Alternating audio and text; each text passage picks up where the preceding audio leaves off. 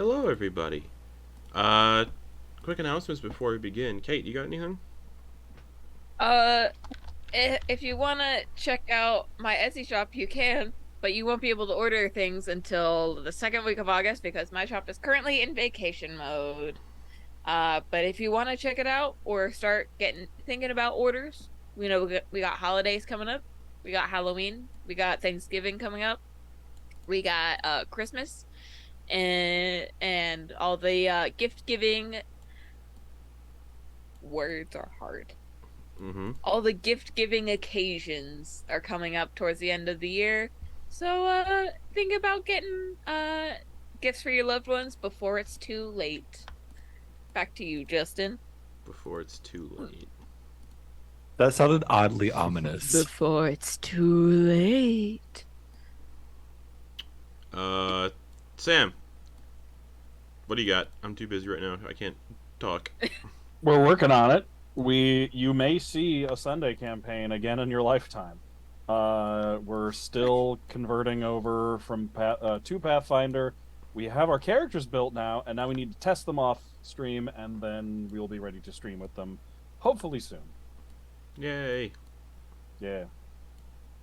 All Woo. right. I don't have anything, but if you want to watch videos of the session zeros, you can do that by joining our Patreon. That's exciting. So do that if you want to do that. Yeah, I'm just rearranging stream windows for a battle map. Yep, You'll hear about that alien stuff. That's pretty neat. that's pretty fun.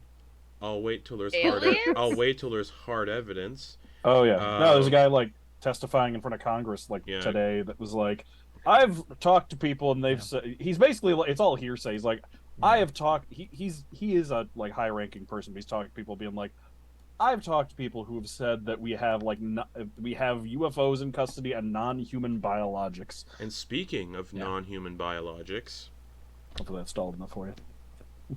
last we left off, Antyr continued to pilot the weird little fey dragonfly vehicle you were all in as you were being chased by, presumably, Dusk Reaper Aelinor astride his jabberwock mount Vorpalon, Predator of the Sealy Court. During the chase, Hopper landed a critical hit on Dusk Reaper Aelinor, determined to kill the one who had slain Lord Oberon. During the fight, Vorpalon fired these flaming beams from its eyes, engulfing Torger in flames, and causing those of you who remembered, with notes, that if you had been injured by a jabberwock, it is able to track you endlessly, that's the word, endlessly for 24 hours on that plane of existence, as long as you're on the same plane of 24 existence. hours. 24 hours. Able to track its prey that it injures for 24 hours if they are on the same plane of existence. During the chase, roars began to echo from above in the clouds, and moments later, a human figure with short brown hair, brown beard, blue cloak, astride a young silver dragon with grayish granite-like scales, slammed into the jabberwock, causing both creatures to slam into the ground. The silver dragon flew off upwards and towards the City of Embers, with the jabberwock giving chase. You all witnessed a shimmering mint-green colored dome of energy encase the whole of the city in the distance. Realizing Torger would be a beacon for the jabberwock, you all decided you needed to find a way to another plane of existence. So Antyr piloted the Luminara towards Auntie Gothel's abode for a 19 or so hour flight, so that's 19 of the 24 hours down, while with Doe swapping out and flying the vehicle for the last hour, so 19 total. You all landed in a clearing within the jungle of Lost Primals, and Leek led the way to Auntie Gothel's home, off the road and through the jungle, passing by numerous strange jungle plants, one being familiar to both Antyr and Hopper for nearly consuming them nearly a week prior. And eventually, you all arrived in Heartrock Grove, the home of Auntie Gothel, a large manor reaching up to the canopy, built atop and inside of a large tree stump, and covered in colorful flowers and vegetation, surrounded by a massive garden of exotic plants, and a strange scarecrow dressed like Willy Wonka, who watched everybody as they walked around. A mossy mass rose from the garden, and you all were introduced to Auntie Gothel, this elderly hag who stood about 9 feet tall, bulging yellow eyes, mottled gray skin with angular joints. She thanked you all for being Leek's friends, bringing him home safely, and invited you all inside for some tea, and casually flirted with Vonkar. Introduced her first husband, a strange mass with lopsided eyes, shark teeth on her back, called Globosis. You entered the home. It was a rustic little estate, earthy, straw mats, herbs and animal skin hanging everywhere. 2 figures were inside. Auntie Gothel's second husband, an emaciated, bald, pale Eladrin with milky eyes, who was missing his lower half, named Rattle, as well as a plump satyr wearing a jester's outfit made from dead fish. He seemed to recognize some of you, well, 4 of you, and then scurried upstairs out of sight. You were all given gifts for being Leek's friends, as well as cups of thick, grey, clumpy tea called Auntie Gothel's Special Tuber Tea, which Grin noticed may have been harvested from a being that resembled a human, strung up by their ankles outside in the backyard, with numerous tubers growing out of their skin. The tubers would have been more like cassava, because that is a tuber. Oh, not taters. No. Like tater tea. No, cassava No? tea. Non-toxic cassava tea, because cassava is toxic. You all mentioned that Torger had been marked by the jabberwock and needed to go to the Feywild for a while to hide out. Auntie Gothel obliged, led you downstairs into the flooded basement, handed you each pies, led you towards an archway in said basement, sang to the archway, opened a Fey crossing into the Feywild. You all stepped through and entered a large, thorny hedge maze. As you arrived in the Feywild, Auntie Gothel sent Vonkar the directions out of the maze telepathically. So Vonkar began leading you out of the maze, down a narrow path that stunk of old cheese, eventually coming to a large, open area with a ruined windmill surrounded by unnerving-looking scarecrows built around the windmill. And behind the windmill was like this painted red prop door, kind of like you'd see on like a cheap kids' play, built into the walls of the hedge maze, and with the directions in his mind, the door was the way. Yes. So that description, I remember being a little confused in the session. Yeah. And even when you did the recap, I'm still a little confused. There's a windmill in the maze. Yeah, in this area of the maze, large open space, ruined windmill, and then behind it's a door. Okay. I thought we had gotten out of the maze, and Nope. then it was a wide open space, Nope. and there was okay. Still in the maze. So there was like a lot of weird stuff. It was difficult Is to it- imagine in my head. Sorry. Is it like a full-size windmill or like a mini golf? Full-size windmill. Okay. Oh. Not wanting to proceed without investigating the windmill, Torger approached the ruins and began looking around. Just as the interior of the ruined windmill shifted, and a colossal 15-foot-tall scarecrow emerged from the debris and began to dance a sort of jig, before screaming audibly, collapsing into junk, and causing the scarecrows surrounding the windmill to eerily snap to life and sprint at you all in very fast, jerky movements. So, with that, everyone's rolling initiative. Woohoo, guys! And Yay! Oh, we're starting off hot tonight with me. those of you who are not Torger, you're more near the entrance of the area. Mm-hmm. Position your tokens as you'd like near the entrance. But Torger is most definitely right there. Oh, the entrance like on the left? Yep. Oh, okay. And the door. And for clarification, the door is up here to the north. Correctamundo. Thank you. It's cute. Oh my god, y'all are so far away. Yeah, it's probably gonna be like right here.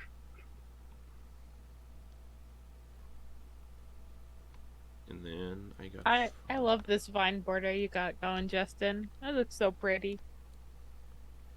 You say that now. I do say that now, and then we're thrown against it, and we take 2d6 piercing damage. 2d6. That's a lot for level 3. Or for whatever level you're all 4.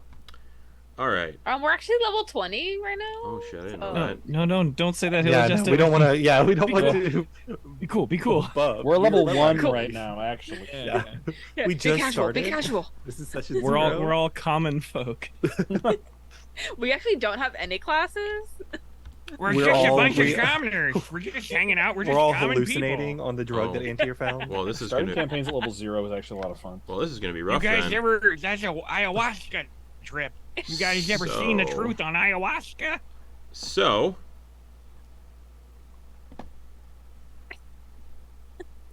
Let's take a gander at these initiative orders. Hopper, what's your initiative? 13. Oof. Yeah. Excellent. Oh wow. That's a perfectly respectable initiative. Yeah, but I have a +6. All right. Well- Torger and Doe rolled the same, and they both have the same initiative bonus. Hmm. Since Doe's not Uh-oh, here, best friend alert. since Doe's not here, Torger can go first, Ooh. and Doe's that's how I'm gonna do it. This may be one of the first times or one of the few times that even and I've played Dexy characters. This is one of the first times I've gone first. I'm gonna just bask in this for a moment. Well, you're up. What are you doing? Let's do it. No, I'm gonna. Good So you notice that these scarecrows start to move and stuff. Yeah. Yeah, and they like start running towards everybody, pulling like sickles out of their clothes. Okay. I am going to. They're made Yeah. of like burlap and just straw. Standard scarecrows.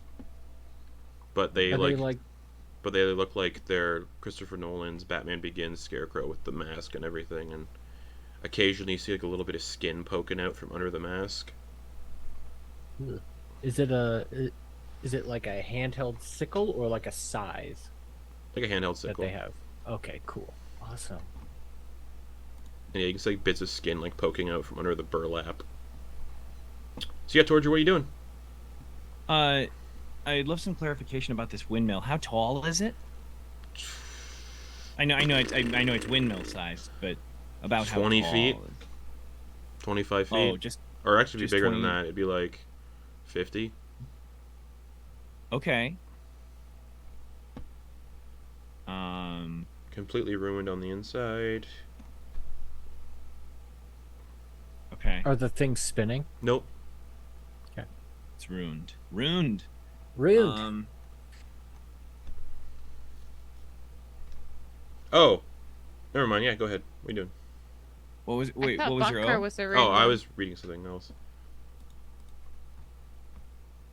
Okay. And then Doe's on deck.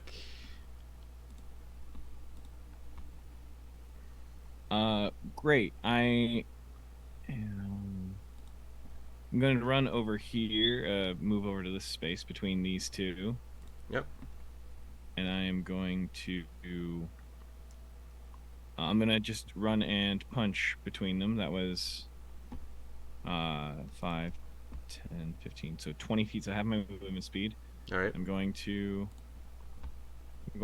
stab one Okay. of them first. Go for it. Just a short sword stab. Just a 25 hit. Oh, of course. And as you Great. get up And then- as you get up close and personal, you can actually get a glimpse under the burlap mask they're wearing.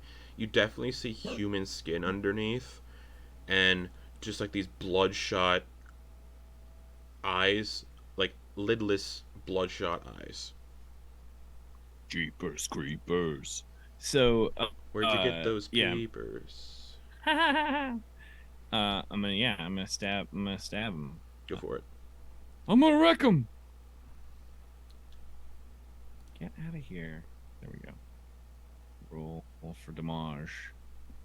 Well, 6 damage. As you Sword stab on- into this scarecrow, it Uh-huh. doesn't seem like it does the full amount. And that's on B. Yeah. And then I'm going to punch C. Okay. You stab it into the scarecrow, Actually- and it just kind of like, it's like you're just stabbing into straw, but then you hear like the sound of like flesh.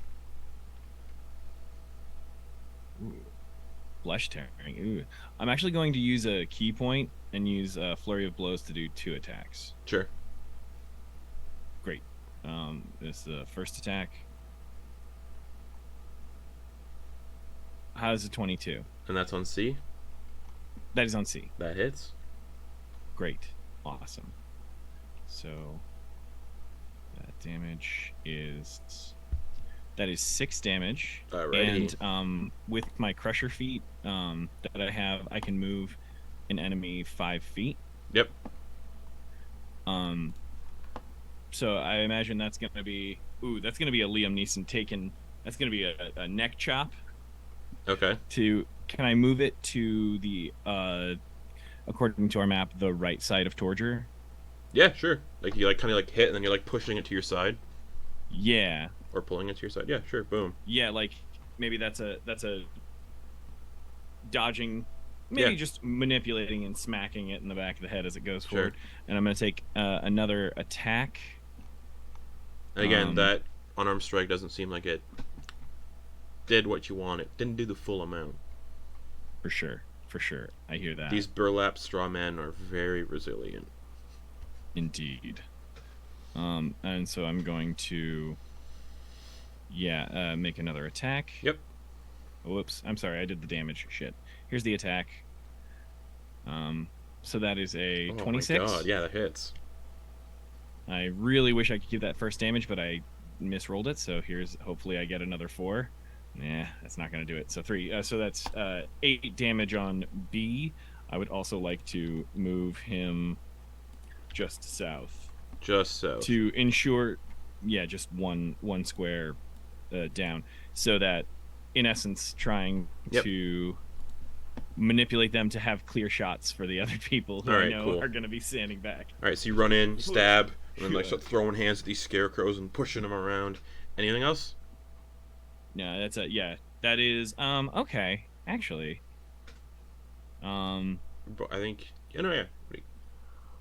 I'm going to move 1, 2, 3, 4.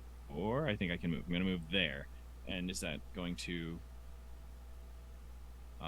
invoke any opportunity attacks or? Oh, absolutely. Great. By both of them or? Yeah. Okay. Well, it depends where you at. Where'd you move to? Oh, I apologize. Yeah, I moved to the Alright, cool. far side, not full far side of the, but none of our friends can see me. But oh yeah, that's gonna be two claw attacks on you, or claw attacks, sickle, one each. Sick. 12 on the first from the one, and then a 13 on the second. So that's a miss. Did you just dab? That was a dab. I dab and a Naruto run. All right, Doe.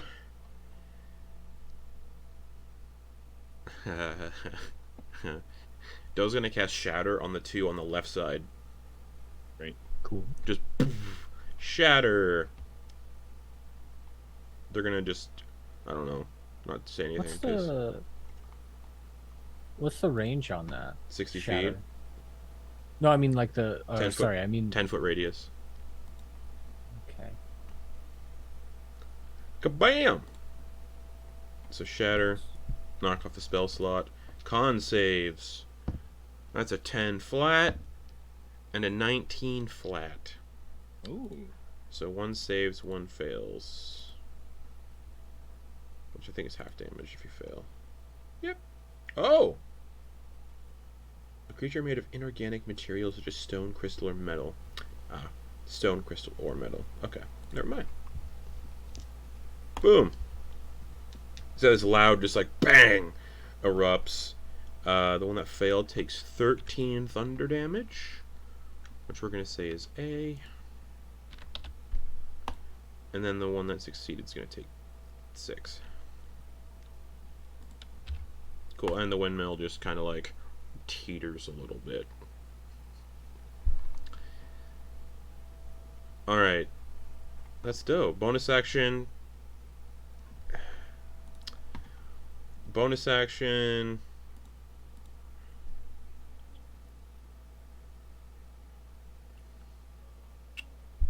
I think that's it for now. I don't want to get lost in mechanics. Alright, first Scarecrow then is going to 5, 10. No, it's going to stay there.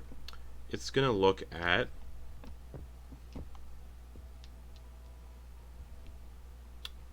It's gonna look at. 1, 2, 3, 4, 5, 6. I'm gonna roll d6. It's gonna look at Leek, the little boy, and the eyes kind of just like open wider. These lidless eyes just open wider from beneath the mask. And Leek needs to make a wisdom save or be frightened and paralyzed.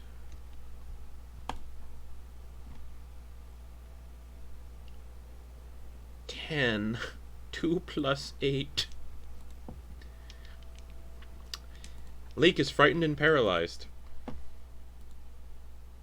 Uh-oh. Antyr. All right. Andrew's gonna do it. Seeing that, Andrew's gonna go 5, 10, 15, 20, 25, 30. Get right here. And as they're running up, their cord comes out and they do like something like a flick of it so that it wraps around the neck. And as they drag it across, you'll see these runes kind of appear on the back of their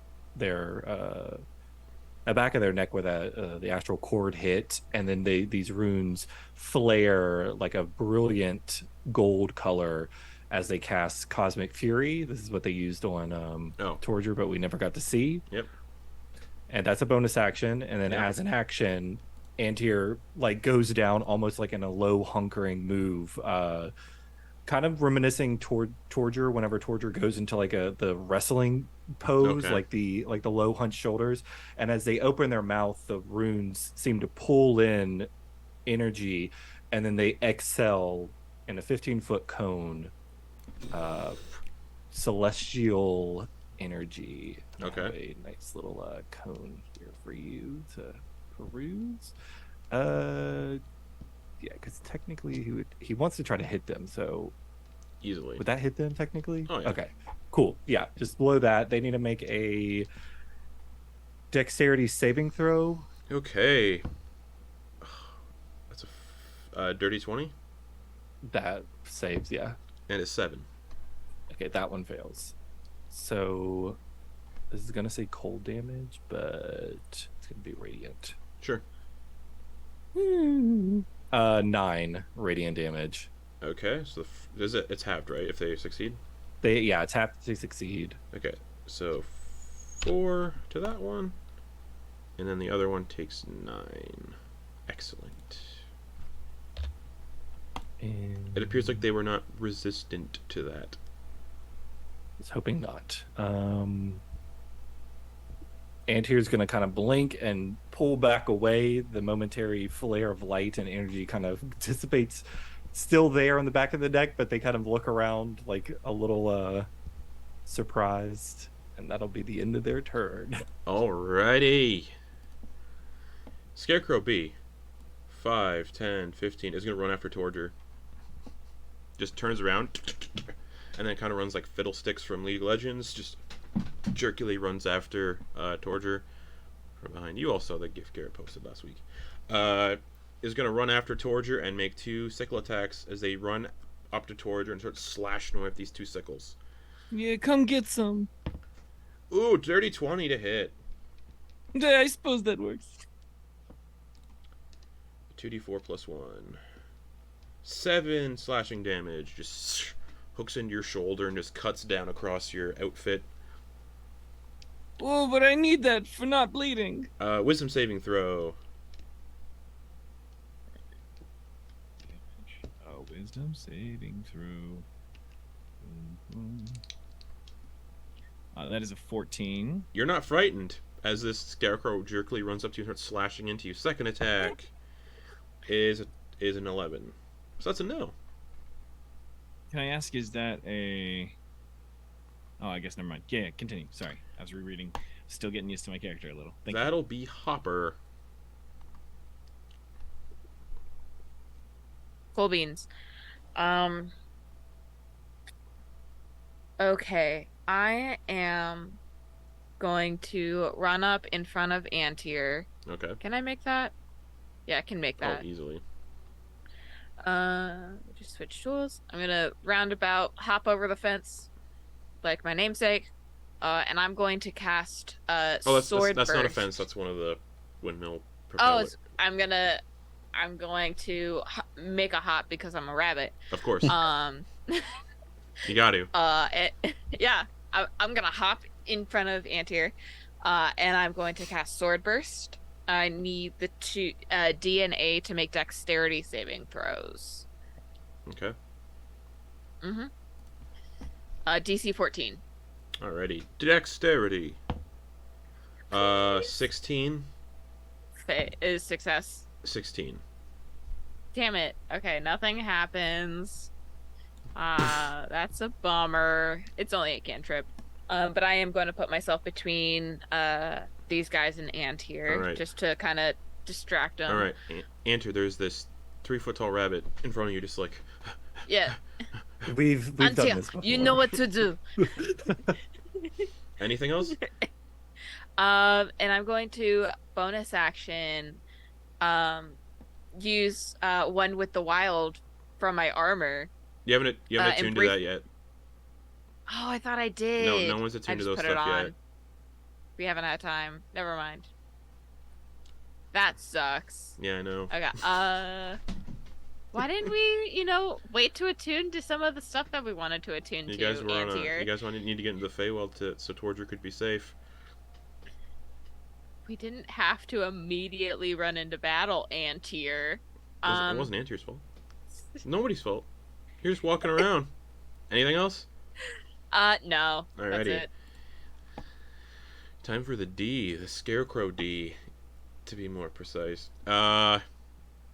Scarecrow D sees this little rabbit come running up, So much hay. and it's gonna look down, and its eyes are gonna flare at you from its burlap mask. And Hopper, wisdom save. Oh, goody. Okay, not bad. 14? You're not frightened either. And you can see Leek is just like paralyzed with fear, so frozen with fear from it happening to him. Alright, that's that one's turn. Time for the creep and grin. And then All right. And then Vonkar, you're on deck. So, right. Yeah, that's not gonna happen. We're gonna have him move. Boop, boop, boop, boop, boop, boop, boop. It's gonna move there. Sure. And then cast darkness.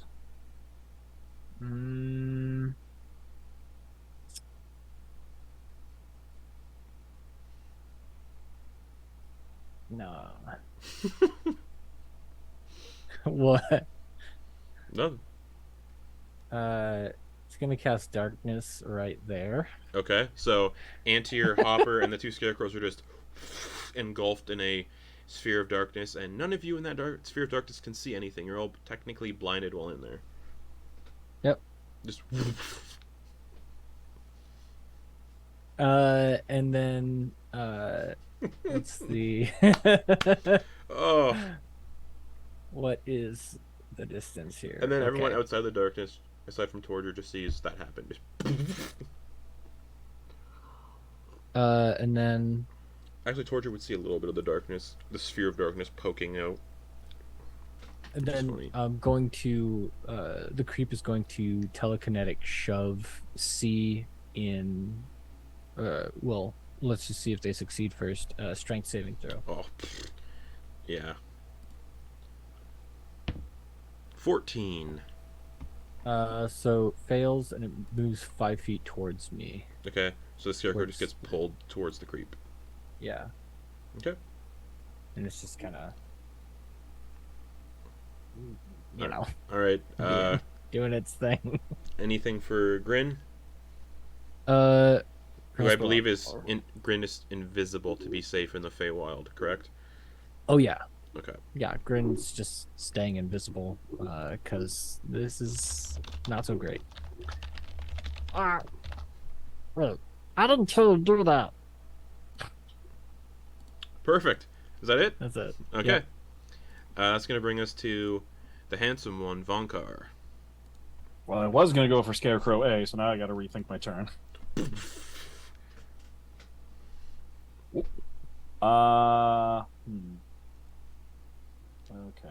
can't do that.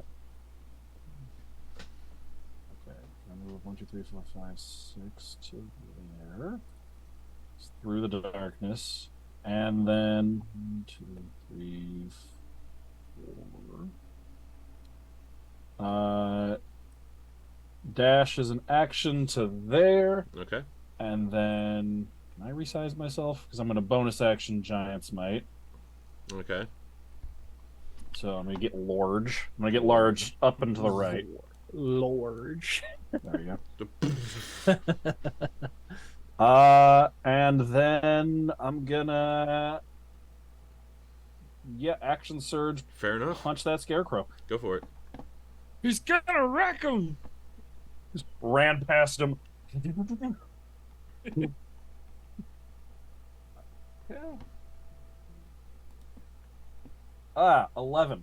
11. Well, wouldn't you know? That just hits. Hey, Vonkar can't roll for shit when it comes to attack rolls, but it doesn't matter. All right, that is. It's like the first time Vonkar's hit something. 7 Since plus the session 0, yeah. 9 points of bludgeoning damage. All right, reduced to 4. Because you punch into it, and it's like, yeah, it seems like it's shrugging those attacks off a little bit. This massive fist just. Anything else? I believe that's all yourself. That's my turn. All right, that Scarecrow is gonna. You're like tall. You're like what, 10 feet tall or so right now? 10 something, Yeah. almost 11. The Scarecrows are like average height, so like 5 something. Mm-hmm. 2 sickle attacks into your belly. Ugh. First one is definitely not going to hit. Okay. Second one, 17 plus 3. Yeah, that'll hit. For 7 slashing damage. And then I need a wisdom saving throw. Oh boy, fighters are historically great at those. DC 11. Okay. Hey, 19. You're not frightened of this thing. As it cuts into you, just slash. Hey. Alrighty. Leek is frightened and paralyzed. That's Leek's turn.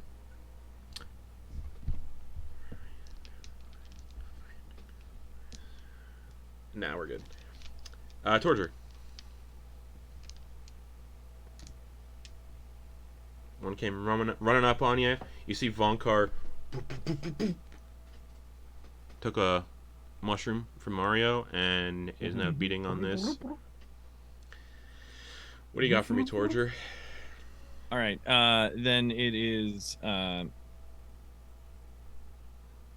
Since there was a sickle brought down across his chest, he's going to try and make the same cuts across the Scarecrow. Go for it. And yeah, trying to. I believe you specifically described that it like ripped open his shirt. Trying to do the same. Just tearing open its clothes.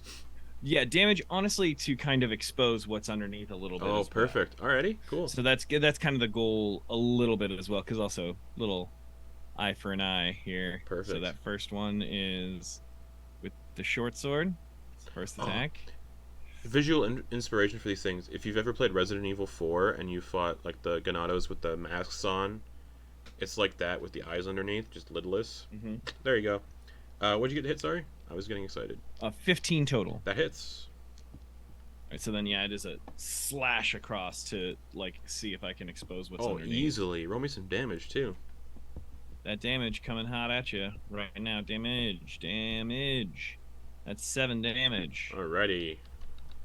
Yeah, you slash open its little outfit, and we'll say that the shirt falls away because it's just like a little burlap shirt.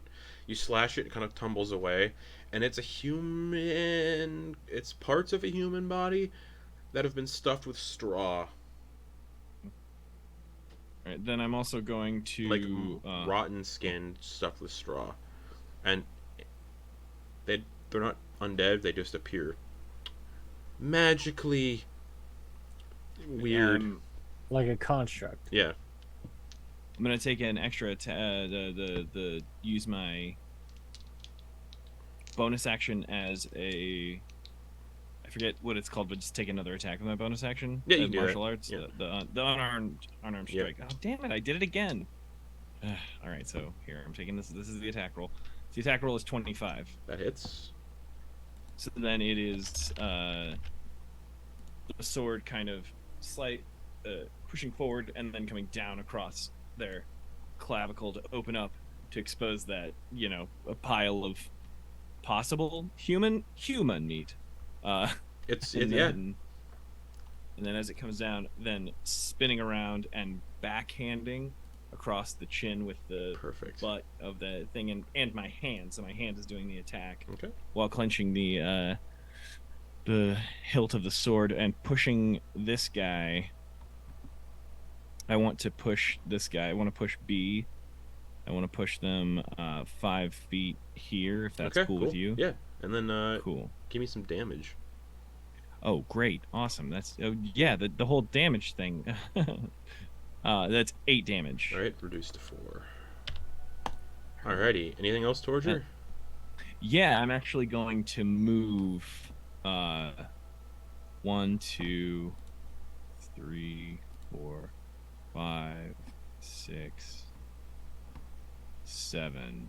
I'm gonna move here Okay. and post up as close to a back to back as I can Okay. with probably back to calf Back to calf. Alrighty.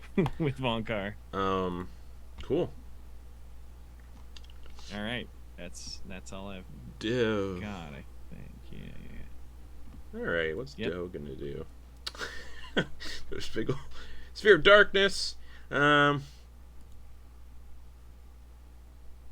got a lot of support stuff. I like how we did build a party of support characters. Alright. Doe is going to go 5. God, do they abandon the child? No.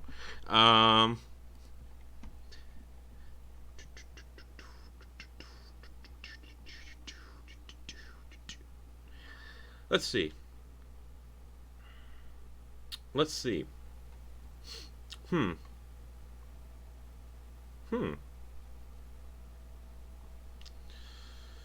Yep. Point of your choice. Does not need to see. Doesn't need to see. Doesn't need to see. Yeah, we're gonna do a shatter again in the darkness. Shatter the darkness. But like in the same spot as before, so it was part of the windmill and the 2 scarecrows. Oh no. Look out, Hopper. So yeah, those of you who are blinded in the darkness, you just hear a like a thunderclap, a massive explosion inside the darkness. Yeah. I think.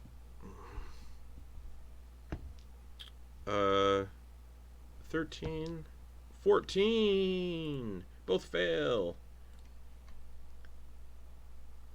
For 11 thunder damage. Nice. Everyone outside sees the windmill just go, and it's like Oh no. Leaning in the direction of Vonkar. the darkness. Oh, I'd be leaning in the direction of It'd be leaning toward me and Antyr. Yeah. Yeah, sure. You guys can't see it. Everybody else can. Nope. Alright. That was 11 damage on Scarecrow's DNA. DNA? Oof. Deoxyribonucleic acid? That's right. That's gonna bring us to... Oh, yeah, Doe. Bonus action. No. So that scarecrow in there is just flailing around, not going for anyone in particular. But Hopper's in front, so these are with disadvantage. 2 sickle attacks. So Hopper, you just feel these two like things flailing through the air at you. With disadvantage. With disadvantage, that's a 13 on the first. Miss. And on the second, that'll be a 5. Miss. Alright. Antyr, you're in darkness. Magical darkness. And then you hear an explosion, and you can hear like a creaking sound coming from the windmill. Just like a...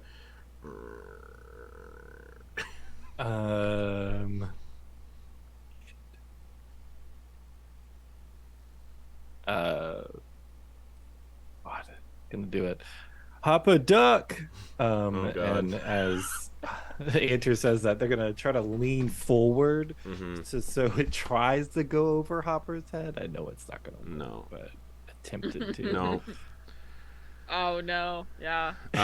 You're in direct line of This. Yeah. Ooh, let me look at blinded real quick. Because these deck saves might be done with disadvantage because you can't really see the source.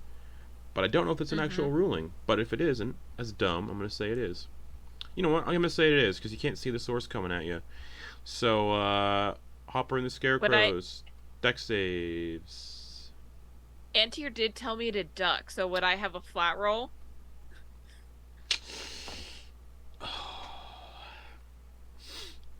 No. Aw.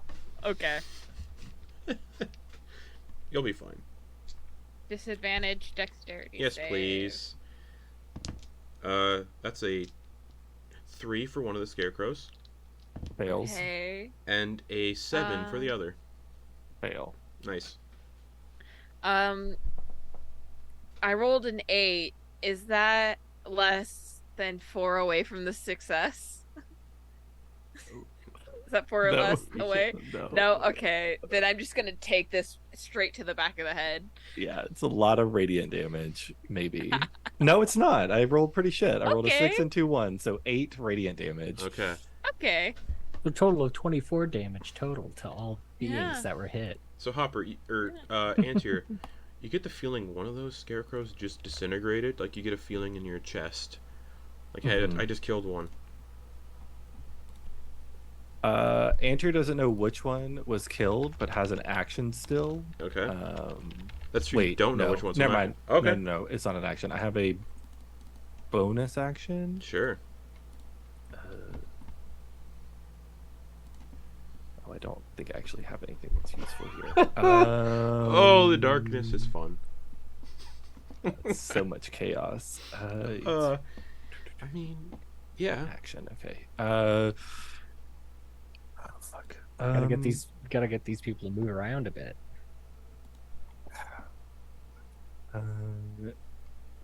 Doesn't really know where to go. Is kind of lost in the dark. Yeah. Andrew's gonna attempt to run, but I'm gonna roll a d4. Okay. Or I'm gonna roll a 1, 2, 3. 4, Oh, of like what direction? I mean, you D8, haven't yeah. moved your orientation, so you know where like what direction you'd be facing the same direction as last time. But if you're disoriented, that's up to you. They don't have any kind of. Yeah, I'm gonna say enters. This isn't enters environment. They're used to seeing in the dark, so they're gonna run. They're gonna tend to sprint. They roll a 2, so they go to run, and they run right into Hopper because that would be like north. Okay. East. So Hopper, you just feel Antyr's full force just slam into you as they ran the direction that they excelled the energy at. The And, absolute desire to make you both roll strength checks to not get knocked Yeah. over. You hear Hopper curse, "Les doutes maudissants!" As you run into his back. I'm sorry. And Which Grin would probably understand as "Gods curse you." Oh shit. Oh yeah, and you would also understand that. You speak Sylvan, right, Antyr? Mhm. Yeah, Gods curse you in Sylvan. Yeah, these scarecrows are stupid. Anything else, Antyr? That's it. That's Okay. it. Everyone who's not in the darkness can see Leek snap out of the paralysis. No longer frightened and paralyzed, because that's the end of that. That was that Scarecrow's turn that stopped at, and also it died. Scarecrow B, which I believe is right behind Vonkar. Yep. The big guy. It's gonna be like, oh shit, there's a threat here, and it's gonna get up from and do that, and start cutting into Vonkar from behind. Okay. Natural 20 on the first one. Oh boy. For a total of 13 slashing damage. Wait. Wait. Hold on a second. Reaction. Oh, you are a creature you can see. Yeah, I'm gonna apply Cloud Rune to that and apply that damage to Scarecrow C. Yeah. So how does that look then? Yeah, so it's when you were a creature you can see within 30 feet of you, sit by an attack roll, you can use a reaction to choose a different creature other than the attacker within 30 feet of you to become the target of the attack instead using the same roll. Okay.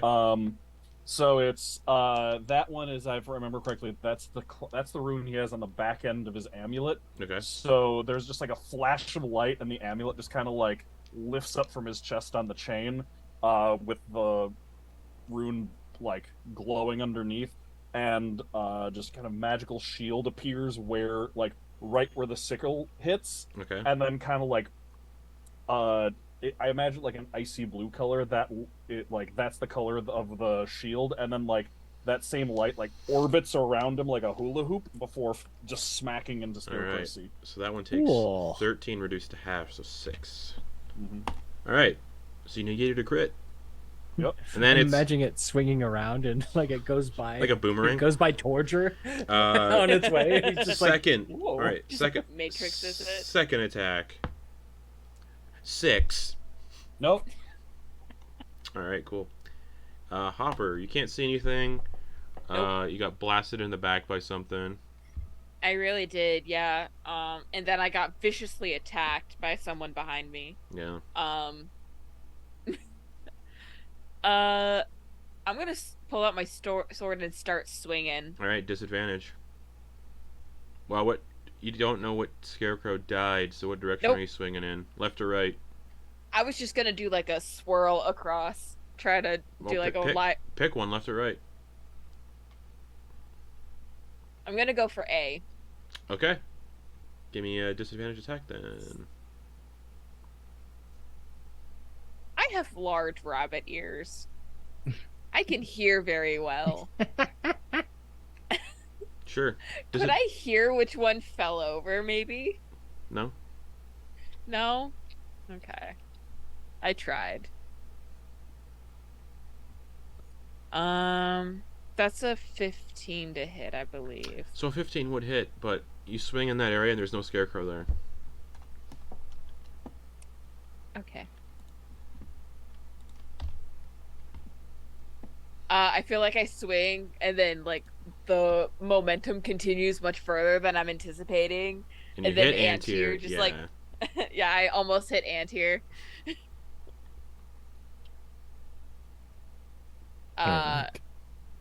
Panic. No, I don't have 2 weapons, do I? No. I only have the 1. Okay. I'm I mean, gonna run you I need to sort of get out have of it. You this sort of darkness. have another one. You sort of have a hand axe right now. Is it? Have I already? I'm like halfway through. You still I don't use think it. it's attached. You can still- I'm gonna use. You know It's, what? Yeah, it's, I'm gonna it's pull up- definitely attached, but you can still use it that way. Yeah, I'm gonna take out my half-completed project. Okay. And try to use the hand axe. All right.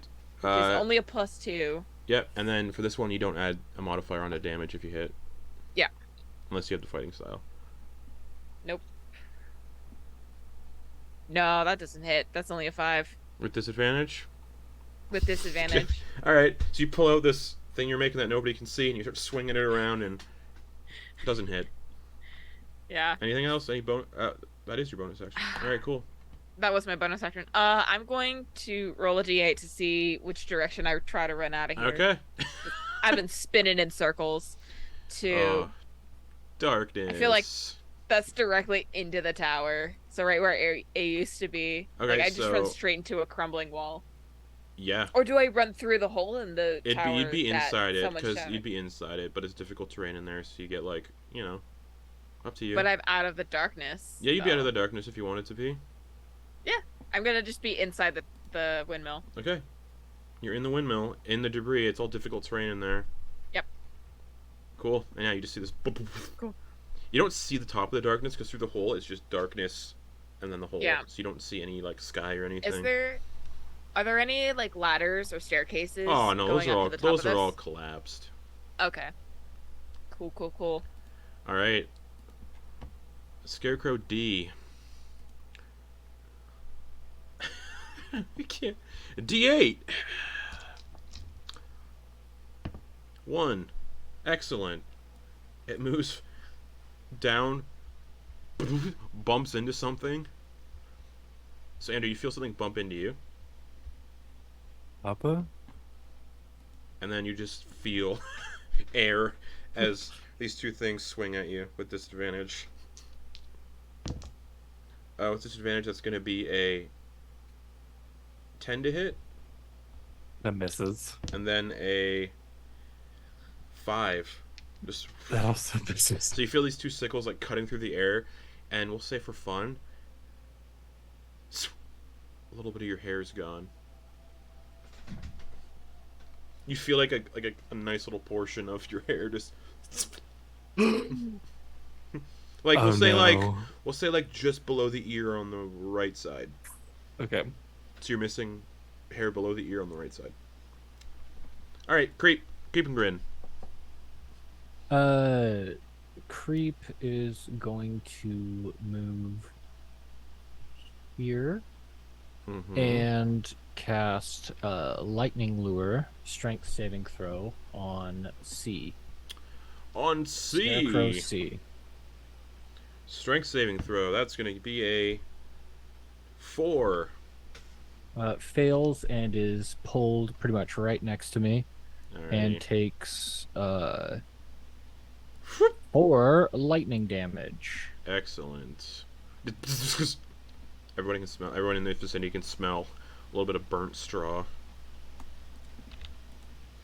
And then as a I'm getting that storm that Brittany just got. and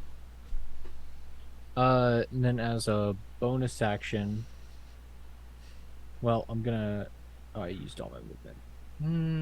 Yeah, I think as a bonus action, I'll give Grin an attack if they want. Sure. Pack of the chain. Yeah. So Grin is gonna come up to a Leek. Okay. Brother? You're okay, brother? Oh yeah, I'm fine.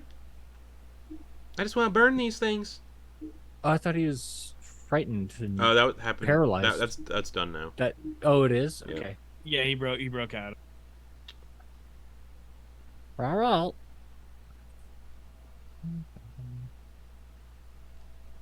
30. I think that's 30. And then 60. I think that's outside my range.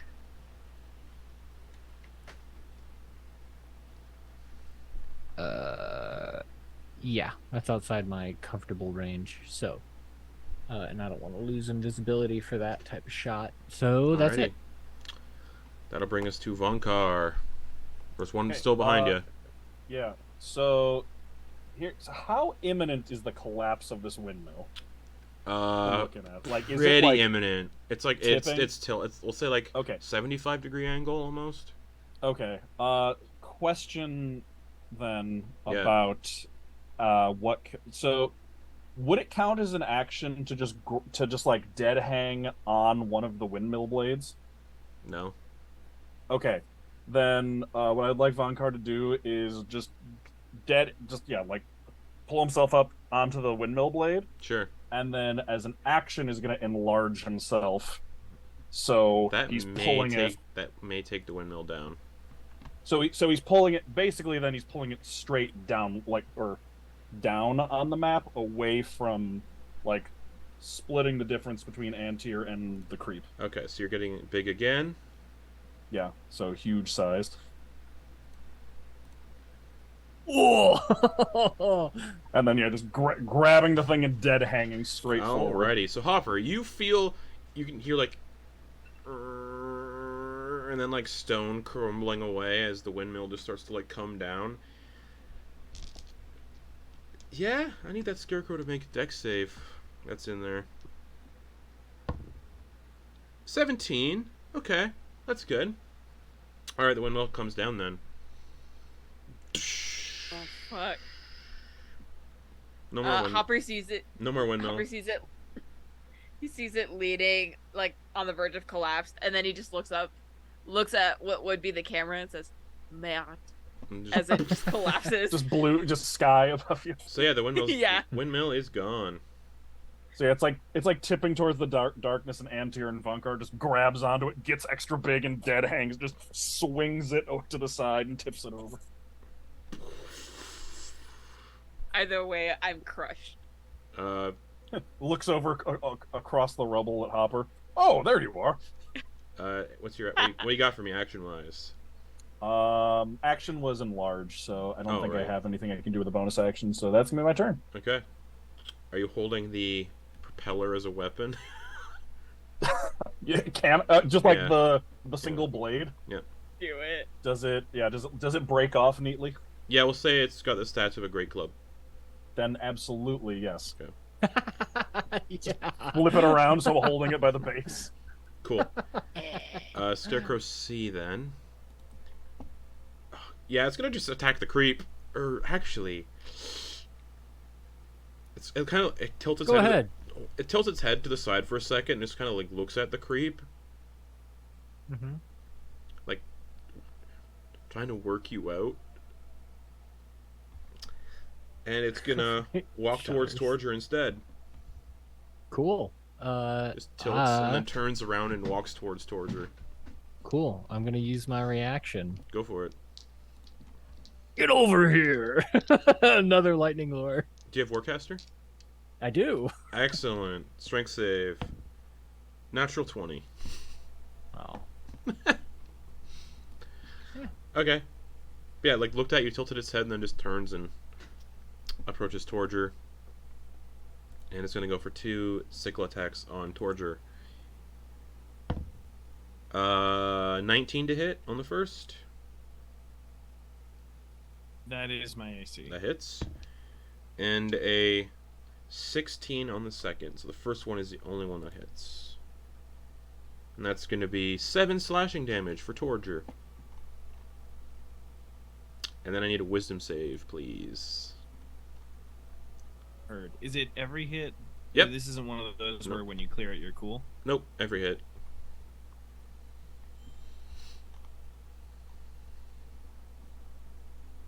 Ooh, I'm a little scaredy boy. That's You 6. are frightened. Disadvantage. You're frightened. It's not a charm or Nope. stun condition. You're just frightened. correct? You're scared of this thing. It's Okay. cutting your clothes to ribbons. Disadvantage on ability checks and attack rolls while the source of your fear is within line of sight and you can't willingly move closer to it. Okay. So that's its action. That's its turn. Bringing us to Leek. Alright. No longer scared. Sorry, real quick. That thing just ended its turn within 30 feet of me. Yeah. Stone rune now. Oh, okay. So this time his belt buckle flashes with like a silver gray Mm-hmm. light, and it needs to make a wisdom save. DC 14. Yeah, okay. Scarecrows are notoriously wise. There's a whole book movie about it. Oh yeah. Did it fail? That's an 11. Okay. Is it immune to the charmed condition? Yes, it is. Oh, then nothing happens. Okay. Otherwise, would have lost its turn. Shucks. I guess next turn. Yeah, it would have been incapacitated. Okay. So It's Leek. the thing I did to the guy in the boat. Very Ah, yes. Leek with initiative 1 is going to do what wildfire druids do and throw fire. Scorching Ray, 120-foot range. Let's go. And that's 3 of these things. 11 just hits. 26. And 16. All 3 hit. So, first attack hits for 10 fire damage, but they are vulnerable to fire because they are made of burlap. So, what did I say the damage was? I already forgot. 10, so it's double to 20. The other 2 just streak off then because that scarecrow is all burnt up. Well, Sweet. okay. Okay. Yeah, so you all see that these things now are very, very, very vulnerable to fire. Fire. Sounds I don't think any of us 1, can do 3, anything about 6. that. Maybe, I think, well, just think really hard and you'll, Yeah. bonus action, Hungry Jaw, just bite into dough. No, that's everything, I think. Torger. You see one of them just like, in the process, it looks like it's like gonna start climbing up. It looks like it's getting the idea to start climbing up Vonkar. So then, nah, man. We're playing King of the Mountain. And I'm going to Torture would see him looking like he's trying to climb, and then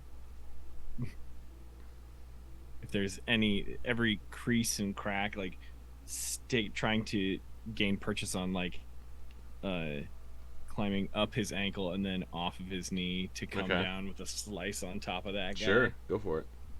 All right, I'm gonna use you, Vonkar.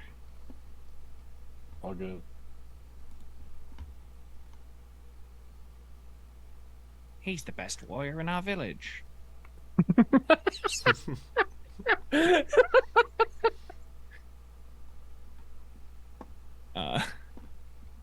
Then that's a 26 to hit. Oh yeah. And this is the one you've disrobed. This is the one whose shirt you've cut off. Cut off. Yeah, no. So I'm gonna slice and try and cut an X the other way to just Sure. Rip open the front of the shirt. Yeah, roll me some damage. That damage is 8 damage. Okay. I'm gonna use a key point to do flurry of blows. Nice. So that's 2 more attacks. Oh damn it! I keep doing that. Stop with those. All right, so that's 2. All right, so first attack is gonna be an 11. Just hits.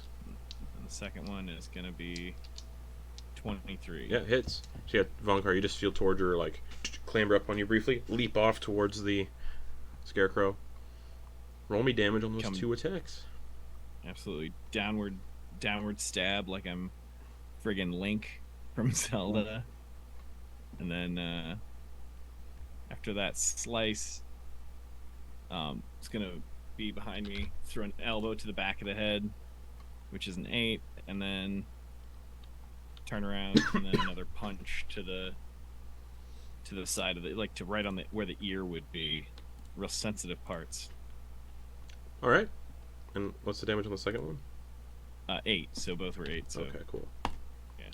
Excellent. Anything else? That's your action, bonus action. Anything else you got for me? Or that wasn't your bonus action. Anything else? Or it is a bonus action to do flurry of blows. It I is think. bonus action, yeah. So it's boom, boom. Since I hit twice, can I move him 5 and then another 10 here? So that other one, that punch to the side of the ear, would have moved him to the side over here. Sure. Cool. So I'm gonna stay there, and then just Alrighty, cool. Doe. Doe. Doe. Doe. Oh, yeah, darkness is in the way. And also not enough reach. So Doe is gonna go 5, 10, 15, 20, 25, 30. And cast Dissonant Whispers. No.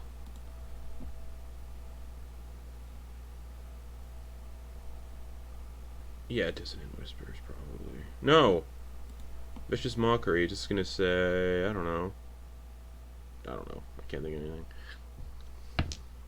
That's a 9 for a Wisdom save.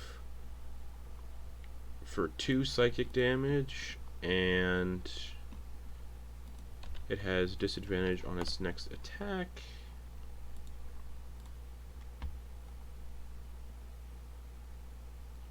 Yeah. Cool. Yep. Antyr. Papa, are you okay? Papa? It just sells out. It's a dexterity save for the Okay. for the 15-foot cone. Yeah. It's essentially Antyr thinks that they're leaning forward to Okay. go over 100%, but that's gonna they're, like, doing a- that's gonna be a 16. that succeeds. So that was 16 total, so 8 radiant damage. Alrighty. Cool.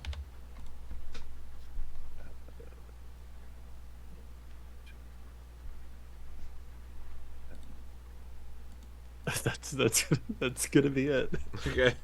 You just yell Hopper and then breathe more fire out, or radiant breath. Cool. Nice. It's gonna bring us to Scarecrow B. This guy just got thrown around. Take a step forward. It's got disadvantage on its first attack, which is gonna go for Torger, so disadvantage on this one. Which is going to be an 8 to hit Torger. Then the second one is going to go for Vonkar's ankle. Natural 20. Oh, God. Oh, Can't redirect that one. God. For multiple reasons. Alright. Oh, I Wish I forgot to hadn't roll that used a up crit. wish I hadn't used up my resilient body. Forgot to roll that as a crit, so I need to roll 2 more d4. Do I have d4 on me? Yes. 12 slashing damage. Okay, I can handle that. And then I need a con save for your enlarge that you're rocking. One of them. Oh, yeah. DC 10, right? Yes. Wow, I failed it with an 8. 2 plus 6. Oh no. You're still large though. Yeah. So Honestly, the real functional difference there is a D4 of damage. yeah, it's just and then wisdom save. Oh, yeah. Let's hope this one goes better. Hey, natural 20 for a 22. You're not frightened. That was going to be another 2 for a second. Hopper. Cool. The windmill's gone, so you can see Vonkar and Yeah. Torger. Is there just like a Okay. field of rubble down Yeah, like, the bottom so of the map? difficult terrain. So Hopper, you're still in difficult terrain. Yeah. Because you're still in the Okay. bottom of the windmill, technically. I'm gonna pick up a manageable sized piece of rubble, like 1 to 5 pounds, roughly. Mm-hmm. And then I'm going to 5, 10, 15, 20, 25, 30 over to there, and then bonus action rabbit hop over to here. Mm-hmm. And then I'm gonna drop the rubble, and as I drop it, I'm going to rotate a spring on my bracer Mm-hmm. and cast catapult Hell yeah. with the rubble that I brought over at B. That's a dex save, yes. That is a dex save. 6. Fail! 3d8 bludgeoning damage. Alright. Roll it. As you... I got I gotta find my DAs because I didn't think it would fail. Oh. Hmm. Yeah, they got +1 to deck saves. Okay. Ooh, that is 15 bludgeoning damage. How do you kill it? Hey. I think, yeah, so I drop the rock, and as I do, like this, I spin the cog, and an arcane orange catapult comes and catches the rock, and it An just actual launches catapult. behind me, and from behind me, and launches into the skull bag of Scarecrow B, and just Perfect. implodes the bag. Excellent. And with that, And I feel like it also like continues into the creep just for shits and giggles. Wasn't there one more scarecrow? Wasn't there D? and with that, Oh, Oh. Oh. Oh, I get now. with that, darkness is a minute, right? yes. Okay. So Let yeah, me check. You don't hear, Antyr. You 10 don't. minutes. 10 minutes. Yeah, Antyr, you don't hear the scarecrow that was swinging at you in the darkness moving around anymore. Papa? Papa? I am There's over one here. last like blow of radiant energy out into the darkness. Just for sake, just in case Hopper died. You don't hear anything. You don't nothing. You don't hear it connect to anything. You don't hear anything burn. It is concentration, so. Yeah. Hello? Cool. Turn it off. And it goes away. And Antyr, you can see 2 smoldering scarecrows at your feet. As I look I'm gonna start and see I'm gonna go toward over the Hopper. rubble towards Antyr. The windmill, and you see the windmill is just. How did you get over there? You were just what? I'm very light on my feet. You did create somewhat of an opening, so I wormed my way through. Did I? I believe so. How did that? What did you make that? Was this something you did? I do not know who crumbled the tower. Oh no, I meant the bubble of dark. You can see Vonkar holding one of like the windmills, like one of the veins, I think is what they're called. It was not me. I cannot do such feats. Maybe it was the scarecrows. There was a I creep. assumed it was you. What was The that, Grin? creep? You hear it invisibly in the area. That was a creep. Oh, thank you. Yeah, Antyr no. says I don't know what toward his thinking was on that. Well, it kept us from getting too hurt. And I'm just gonna look back at Antyr with a raised eyebrow. what? You seem fine. And I you, am a little singed. Hopper, you can see that Antyr's missing a good chunk of hair below their right ear, just like the long hair, big old chunk taken out of it. Was that from the scarecrows? Antyr's gonna like look. What? Oh yeah, you look down, you can see like this big hunk of your hair on the ground.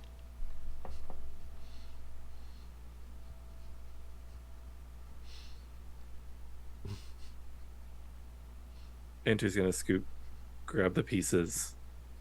Just trying to reattach the locks of hair. It begins to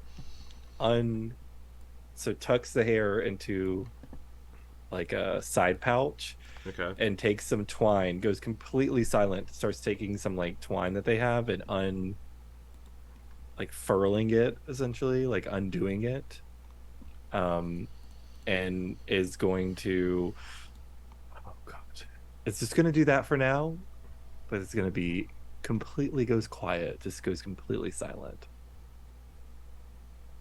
Okay. Antyr, I can perhaps reattach it if you would like.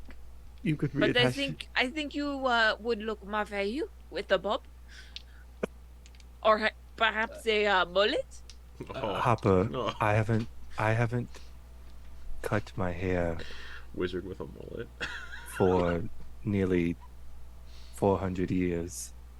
This is the same hair that I've had since I was. Oh, okay. It's fine. I'll You make do it not work. sound fine. Well, you know. Your they voice like- is getting very high. Hmm? Yeah, did you cut your hair on purpose, or what was you trying to do? It wasn't me. I don't use blades. Okay. Antyr's gonna look down to Hopper's. There's like a couple of hairs on the short sword. Wait. No, it was a scarecrow that did No, it. it's the scarecrow that did it. Oh, was it? Yeah. Oh, Yeah. yeah. But Antyr does look down But to that would Hopper's be blade. funnier. All right. He did have that wild swing. I It am. is true. It doesn't matter. I'll make it work. I'll fix it. I'll fix it. I can fix it in a few minutes if you will give me the chance. How? I hold out my hand to take one of the locks of hair, and I just motion for Antyr to kneel down so I can reach him. Uh-huh. And then I start to cast mending on his lock of hair. Try Okay. to reattach the hair. Just roll a d20 on your spell modifier to see how well you can do it. Okay. Because technically, +6. the loose hair is an object, but Antyr isn't an object unless you want to Yeah, be classified as an uh-huh. object. Right. Yeah. 17? 17. Pretty good. Can't tell that your hair was cut off. It looks the day it. You gonna have say a the few day you were split ends, born, but but- it is mostly intact. Yeah, Antyr takes the fingers and runs it through and kind of curls it. Oh, okay. Thank you. I can continue, or perhaps you would like some undercut? Make it No, even well- across the board? No, not at all. We'll fix the rest of it. I am very Later? good at fixing things. We'll do it. We'll do it later. Thank you. Right, now I have to finish this, and I start going back to work with the Okay. just start marking out measurements on my current project. Okay. Alright, can we get out of here? Guys, Yeah, probably a everybody. good idea. Oh yes, I am just doing rough cuts. I can walk and work. And Vonkar, you follow the directions in your head. Mm-hmm. It leads you to the painted prop door on the back of the hedge maze. Oh yeah. Was I was looking at the map. Was Torger still sitting on my shoulder? Torger never climbed up on you. Torger just kind of like climbed up to your like. Oh, he just ankle. leapt off. Yeah, Okay. yeah. I just noticed he was still he was occupying the same space. Nope. Okay. Yeah. Eventually, Vonkar will just boop, boop, boop, boop, shrink down. Did you drop the windmill thing before that? Yeah. Also, I looked it up. It actually would not have done more damage than his fists, oddly enough. Nope. They both do a D8. Yeah. Walk over to the painted door. I know this is gonna sound weird, but it's through here. Been dealing with weird, so I trust that. Joe will be like, well, from what you said about some of you said about the Feywild, maybe that makes sense. But do we just knock? What do you do? Yeah, knocking sounds like sounds about right.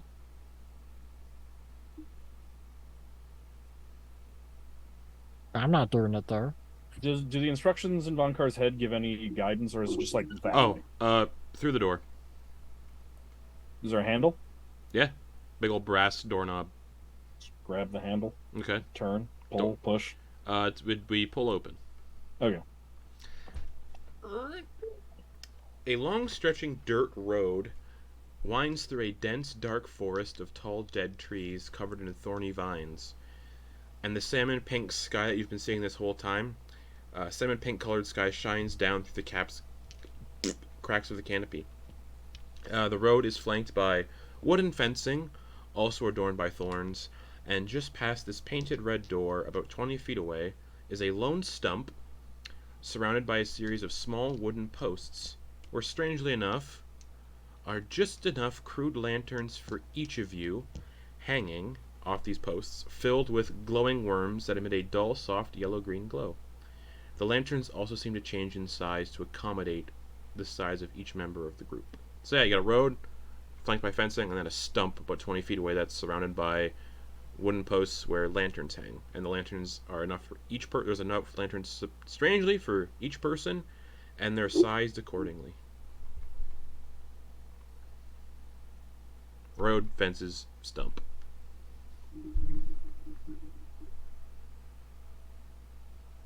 All right. Is there any text at all anywhere near the post? Nope. Okay. You got a dark forest of dead trees, all covered in thorns. Salmon, Well, those things look pretty good. Does Grin fly up to the stump? Yeah. That's where all the lanterns are? Okay. You all hear like this loud as those look pretty good. And then there's a loud creaking noise and the top of the stump opens up like a trap door. And crawling out from therein is this strange, surprisingly cute, fuzzy gray spider, about 3 feet tall, and wearing a tiny dark green top hat, green little bow tie, with like a wolf-like face on a rotund spider-like body. Salutations, travelers! I imagine you all seek passage through the Verminwood towards the hamlet of Thistledale, yes? And he gestures his many legs towards the forest ahead. This fair tollkeeper asks but a simple price. For it is not gold I seek, but a secret from each of you that is known to none. He points down towards the lanterns hanging from the stump. Pay the price, get a light, and with these lights keep the king that dwells within these woods at bay. This is 3-foot fuzzy gray spider with like a wolf dog like face. I love him. That's pretty cute. In this awful looking forest. Yeah. Hello? We Oh, just I got tell one- you a secret? If you want. You don't require the lights, but they help. Help do what exactly? Keep the king of these woods at bay. You don't need them, but the more the merrier, and you have a higher chance of repelling him if he shows up. Well, he won't show up, but there's more of a chance of repelling him so he doesn't show up with the more lanterns you have.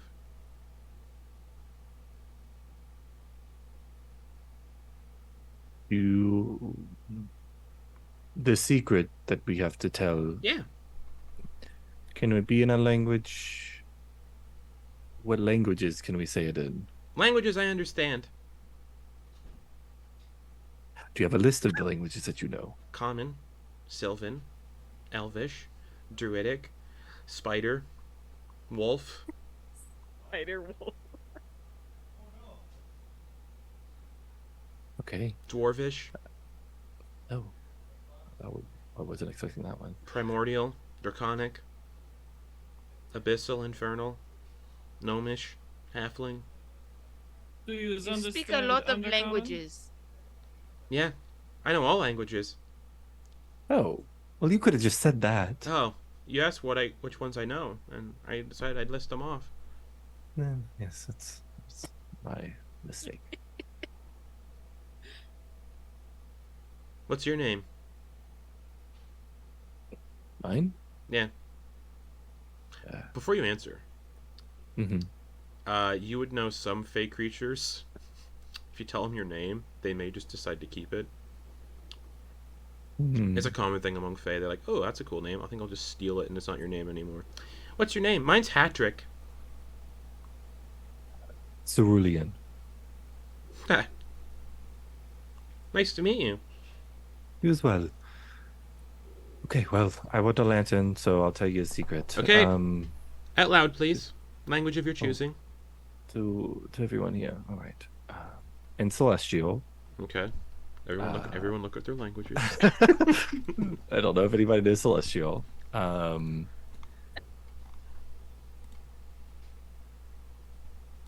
I killed the person. I killed the holder of an invitation, the original holder of the invitation for Sir Arg Woodweave. Oh. In common, they respond. Well, that's not very nice. And they hand you a lantern. And you Thank you. like the big old one of their spider legs reaches down and scoops it up and hands it to you. Nod and does the over the backpack kind of Who's little traveler with a stick and a. Okay, who's next? I think you're muted or. The creep shuffles up Okay. and says into its mind, Okay.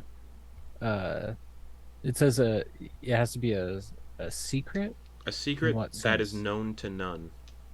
that is known to So a none. secret that you've never told anybody and that nobody knows. Shit. Oops. Never mind. I'm backing up. I'm Okay. backing up. Someone else go quick. So, Torger walks up. Hi, what's your name? Wow. The finger goes to the hand as they ask, and Antyr's gonna cast message to Torger. Are you gonna say you just do this to everybody to save time? Yeah. Okay. For the sake of avoiding, they'll use all the castings of message each time someone says this to provide the don't give them your true name. Because they may take it. Mm-hmm. Okay. Okay, so yeah, towards you walk up. Hi, what's your name?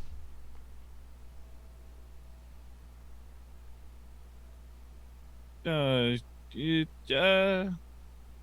my name is Pain Thunderfist. Oh, that's cool. I'm Hatrick. That's nice. What secret do you have for me? And whatever language you want to say it in. Great. I'm gonna say an undercommon, and I'm going to send it to you. Boom, sent it. See you guys Okay. here. I still immense feel what's it got high of that how could still ask you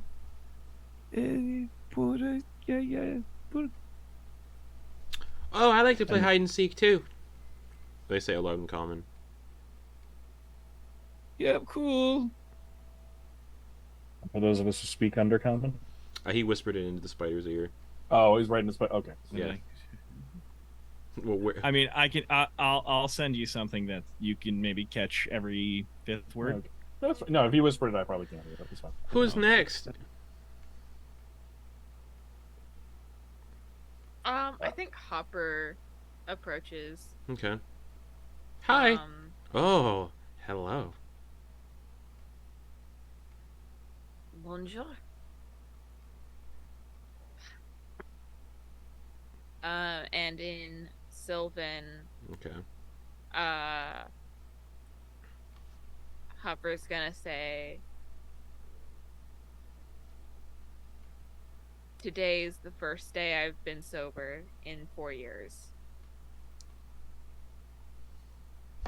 Wow, that's impressive. Good job. Yeah. All right. So you get a lantern. Torger gets a lantern. So that's 3 lanterns. Looks at the remaining individuals. Saw the creep kind of back up. So Do, Vonkar, and there is a sprite-sized lantern hanging from the post. Oh no. Garrett has to think of 2 secrets. Grin's still invisible. Yep. Just says, I think you look pretty cute.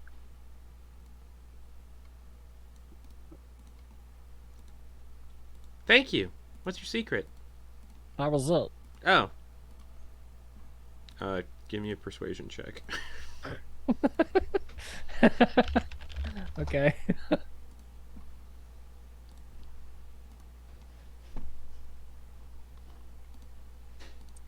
Plus 0, 13. 13. I'll let it slide this time. I appreciate the compliment. And hands you a lantern, a little sprite-sized lantern. It's like this big, like the size of a thimble. Sweet. Posted a rough idea of what this guy looks like in the group chat. He's gonna look towards the last three, Vonkar, Doe, and Leek. Looks at Vonkar first. Okay. What's your? I got a little bit of. What's I your got a name? little bit of a. If I forget, you can reply to message, right?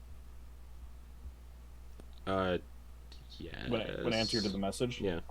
Vonkar would just check because I've heard this before as a way of getting around this, where you can say your real name if you prefix it with "you can call me" instead of like "my name is" or "you can have my name," like as it's like he would just ask back to like verify with Antyr like does that loophole work? You're not sure. There, instead of a verbal response, because Antyr's trying to save all the castings, Right. There's a Just a shrug. shrug. Yeah.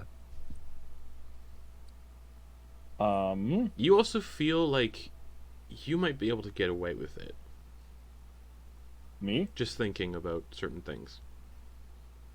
Oh, is it Yeah. Okay. All right, then Vonkar just goes, "Hi, my name's Vonkar Eldsaga. Nice to meet you." I'm Patrick. Nice to meet you. What do you got for me for a secret? Well, that's the problem, see, because I got this niece and I tell her everything, so I don't really have anything in the way of secrets that nobody knows. Oh, okay. Nice to meet you then. Mm-hmm. Oh, well, I suppose, I mean, if we're going on technicality, I'm wearing blue underpants today. Nobody knew that. Persuasion check. All right.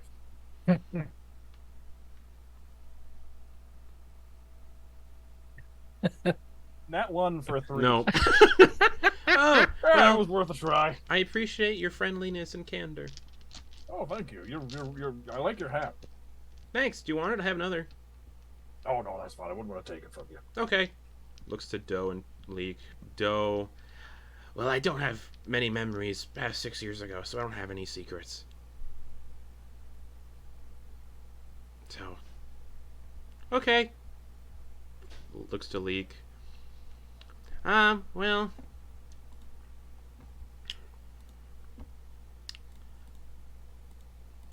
Huh.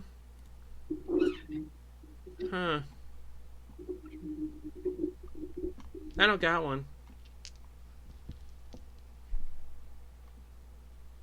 Alright, the creep's gonna step forward again. Okay. Okay. Hi. Hello. Ooh. You want a secret? Yes, please. How about your visage sickens me, and whenever I get the opportunity, I would destroy you. Oh, He is literally the worst.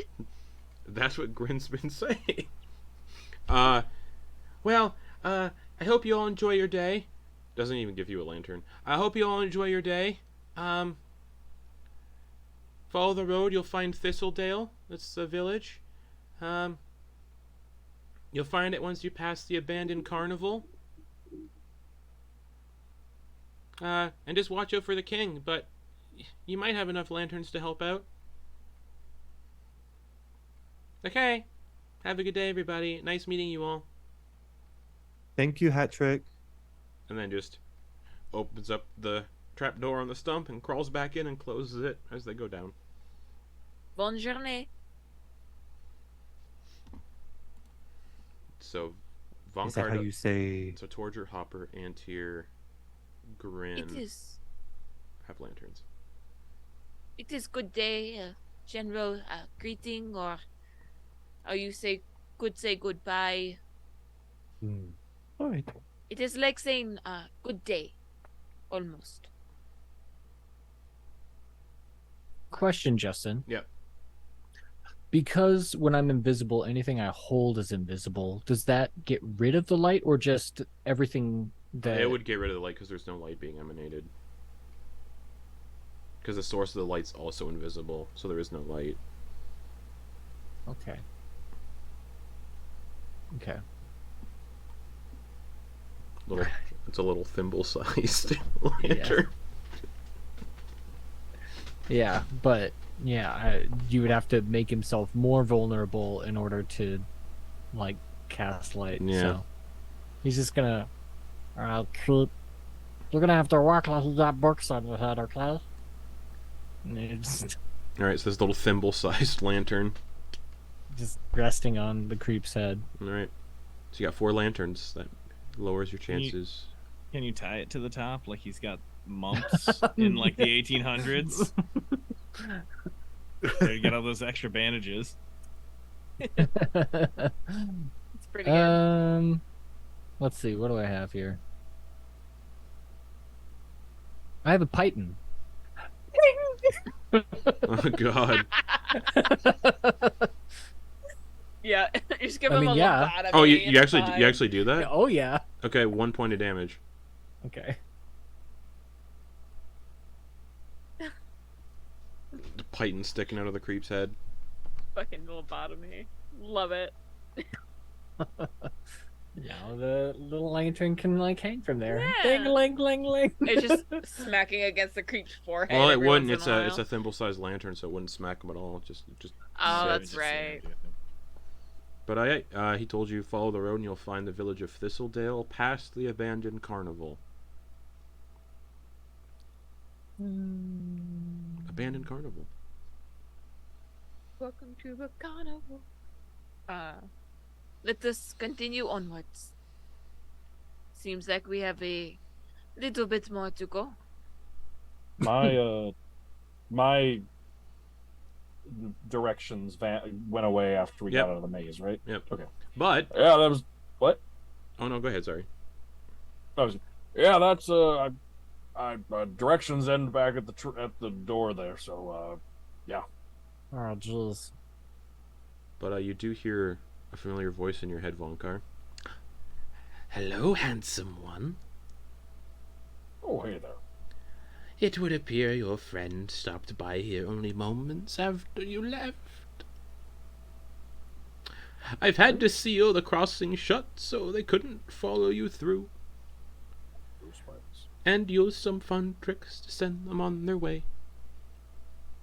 Just to be Lovely. safe, you will have to find another Fey crossing somewhere. Best of luck, and please come back alive.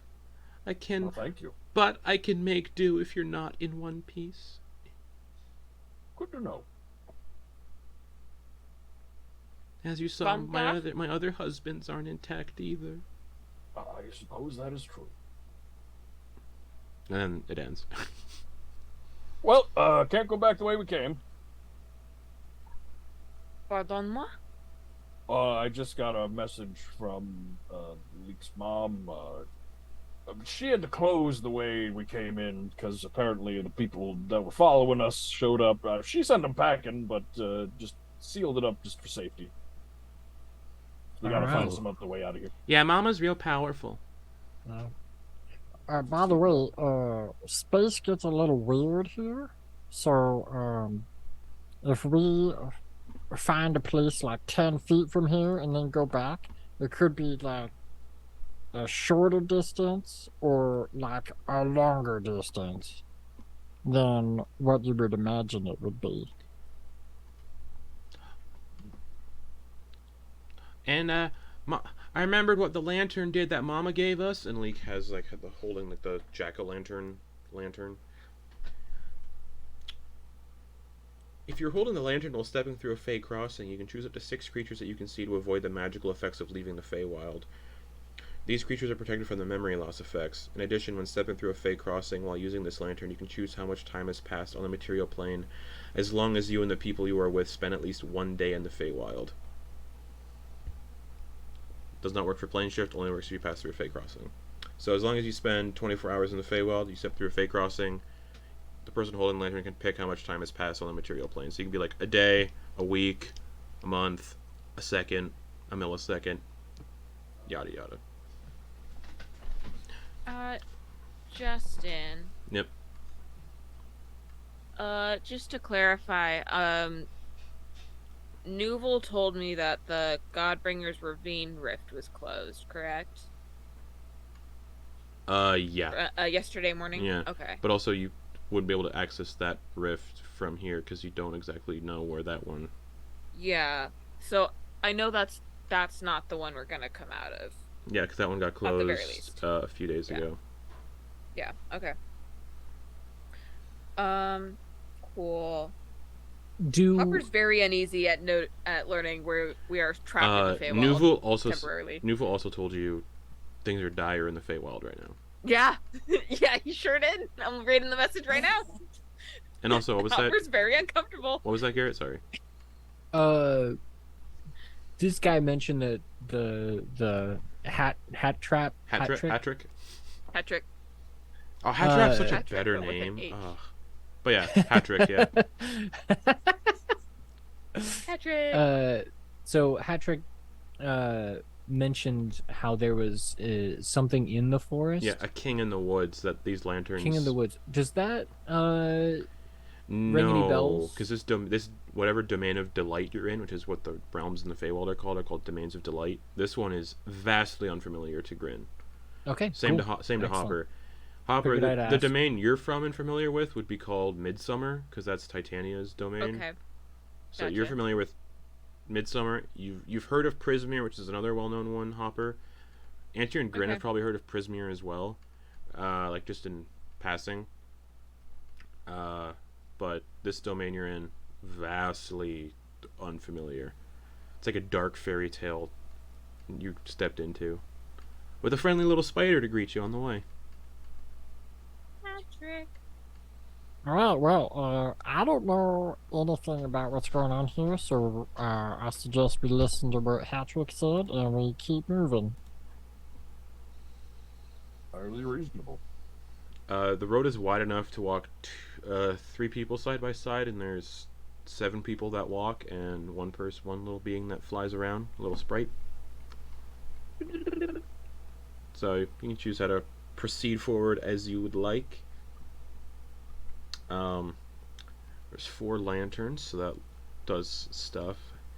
So for your first hour of walking, we're gonna do a couple rules here, because the Feywild's 1, fun, and then 2, just to see how well those lanterns are holding up.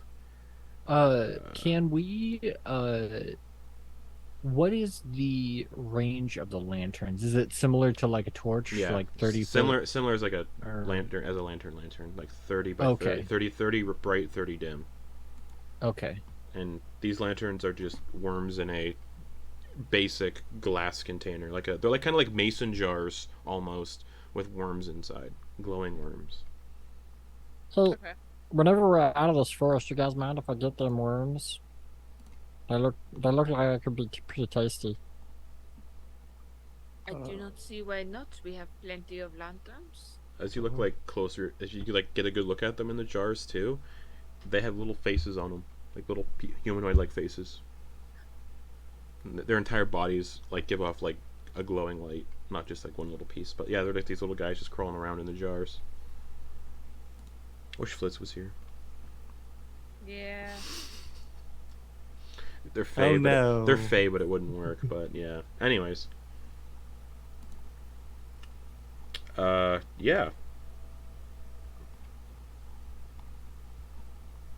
you guys just start walking down the road? Mm-hmm. Yeah. There's a definitive path, right? We're not Yeah, there's a just road. Going in... Okay, cool. And then the road is flanked Sweet. by thorn-covered fences the entire way so far, and all the trees are dead and covered in thorns. And then it's a dense forest, but through the canopies, like that same salmon pink colored sky that you saw in the maze. Okay. I'm going to load my crossbow so that it's ready, and then I guess I'll take the lead Sure. heading down the road. Okay. Someone roll me a d8. We're gonna see what the weather is like on your Fey walk. I'll roll a d8. For the Fey people, this is just gonna be a normal, normal weather pattern probably. For everybody That's else, 7. there's a silvery rain that's dropping down, like a silver glimmering rain. Just a weird silver rain that lifts the spirits a little. Then lifts the spirits briefly, and then it kind of just, it's like off on happy, sad, happy, sad, happy, sad rain. It's like bipolar raindrops. Wow. Silver rain, silver rain. And then someone roll me a D1. It's a down bipolar. Yeah, essentially. Someone roll me a D100, please, for your first hour. I got it. 55. 55. You needed to beat a 40. So good job. Because Nice. there's 4 lanterns. Wait, my math's wrong. Sorry. I know, yeah. Wait. Yeah, that math is correct. No, wait, that math is wrong. Sorry. There's 4 lanterns. You need to be to 60. So Boo. as you're walking, somewhere off the road in the darkness, you can hear the sounds of trees being felled and breaking, like, followed by this cacophonous chirping noise, like squeaking and chirping, like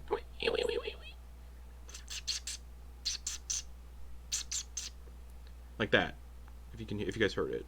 Oh no. I'll just lean in.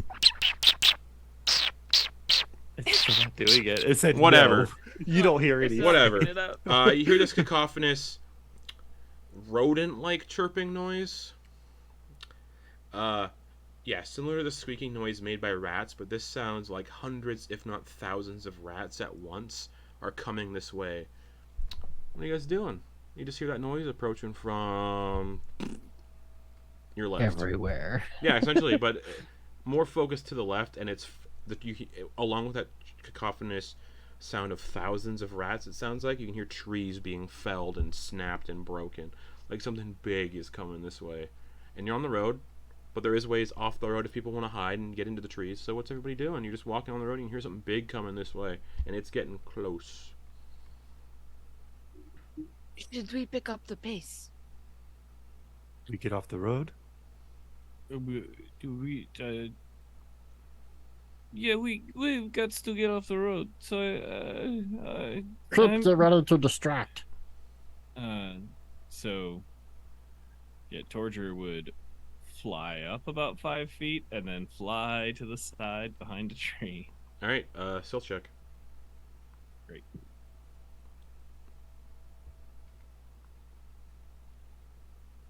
Based on how quick the thing is moving, you get the sense you each have enough time for 1 action and 1 bonus action to do something. Okay. 10. All right, so you hide behind a tree. Creep, Bonus. creep. Everybody get next to creep. Creep, do your thing. I'm gonna go up next to Creep. Okay. Yeah, same. Okay. Sure. You can hear more trees being knocked over and broken. The chirping noise is getting closer. Grin stays outside of it, Okay. but darkness. Torger is hiding behind a tree. Darkness on everybody else Mhm. in the road. Okay, so How- Torger what's would the not. radius?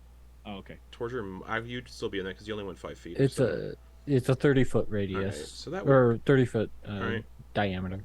that would We would- still have an action. Antyr's going to summon Indylus 30 feet up okay. and then go through the eyes. Okay, so you'll see this and nobody else will then. Grin is staying outside, Okay, but so Grin- invisible. Grin and Antyr. Yep. Pushing through the trees, you see a giant 15-foot tall, pale, hairless rat with swollen, infected eyes. Its body is covered in tumors and growths that squeal, and it's pulling itself along while its hind legs drag behind it. Like, it doesn't have use of its hind legs, just pulling itself along with its like upper limbs and pulling itself along. The cacophony of squeaking, like rodent squeaking, seems to be coming from a large cloak it's wearing, but the cloak isn't made of fabric but of thousands of grotesque rats, ensnared together in a large mass by their tails, like one massive rat king, which is a natural phenomenon if you want to look it up, where swarms of rats get ensnared together by their tails and just form these large tangled masses. This cloak also seems to scoop up any small animals along the way. You can see like a little like bird, like a weird bird, like in a branch, and the cloak just kind of scoops it up and begins chewing on it, like the cloak is eating it. And then it drops a skeleton that's been picked clean barely a few seconds later. Just, and as it pulls itself along, portions of its body snag on the branches of the surrounding trees and slough off. Like the branches just snag and then pull portions of meat off, and the rat just pushes over the fence across the road, maybe like 10 feet in front of the darkness. You all in the darkness can hear this cacophonous squeaking in front of the sphere, and this loud, just lumbering form cross the road and then continue through the forest on the other side and eventually out of sight to Endylus and Grin.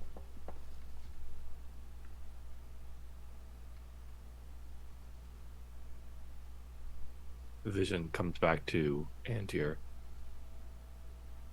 In a whisper.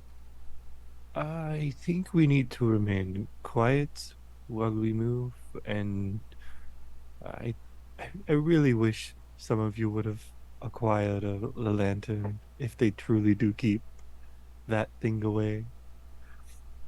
And Antyr's going to describe in as graphic detail the entity that they saw, just to put the same horror, secondhand horror, into the others of the group. And they all hear that story in pitch darkness. Yeah. So their imaginations can really fill in the gaps. Yeah, for real. Antyr's kind of like moving around the group. True horror story. This is roughly. Are you afraid of the dark? That's roughly what it looked like, but yeah. Just Is you afraid of the Horrible.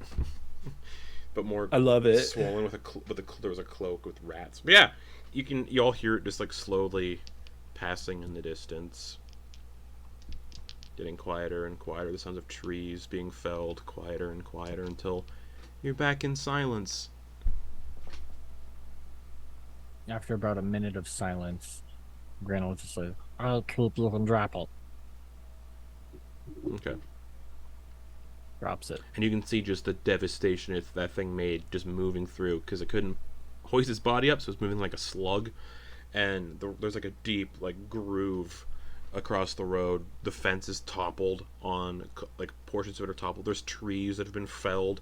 Bits of flesh hang from some branches nearby. That's literally what I was about to ask. Is there any kind of sinew or viscera? Yeah, of about course. Big enough to make a blanket. Antyr's hand is going to come up, and the typical mage hand, Magus reach, and they have a couple stopper or a couple vials, and the mage hand is going to go acquire some bits of flesh to stuff into the vials, and then is going to dip any kind of like liquid that it may have. The skin is so like liquid. It's like almost. It's like the skin, like the skin on like a nice slow cooked, like meat. That's what it's. Oh, like. Then the hand is gonna like squeeze. Sure, you get all the juices out from a nice cooked meat. So I'll just say weird rat creature parts. But you definitely get the sense that that might be the thing that Hatrick was talking about. Because Rat King.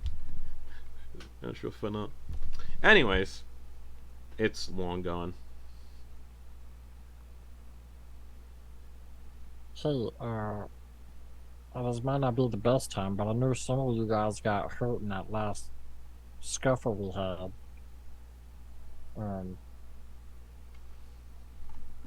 Any of you hurt bad enough to where we should probably rest, or do we want to kind of get through here, this whole place, before we try resting? I would recommend that we get out of this place. Yeah, just throwing it out there. I don't know how bad any of you were hurt, so I'm Probably not. not as bad as Okay. probably not as bad as we'll get hurt if we stick around. Yeah, I'm fine. I'm not hurt at all. At that mention, though, actually, Vonkar's going to take a second wind. Okay. Yeah, same. Yeah. Second word, 1d10. Come on. all right. We should keep moving then. All right.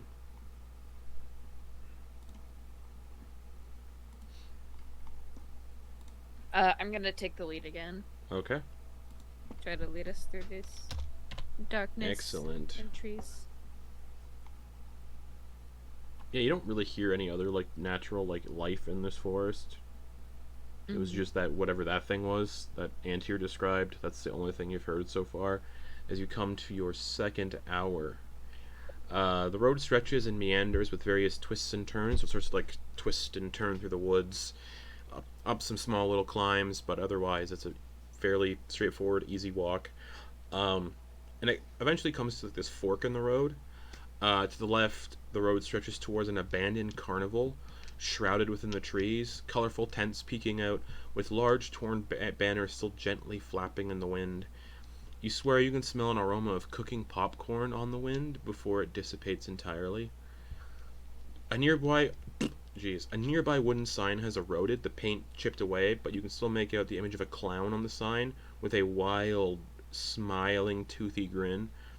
But instead of teeth, the words "Carnival of a Souls" is painted into the sign, but the way the paint has chipped and eroded makes it look like it says "Carnival of Souls" on a quick glance. I thought you were gonna say it looks like Carnival of Assholes. My bad. The rightmost road stretches far in the opposite direction with a sign that reads "Yonder to Thistledale." So the right leads to Thistledale, the village that Patrick talked about, and then the left leads to the abandoned carnival that he also mentioned. I likes clowns. Let's go. Someone roll me a D100. I'll roll it. Boom. Diggy. 44. 44. Oh no. Somewhere in the far distance, a cacophonous chirping starts to like sound again in the distance. Oh.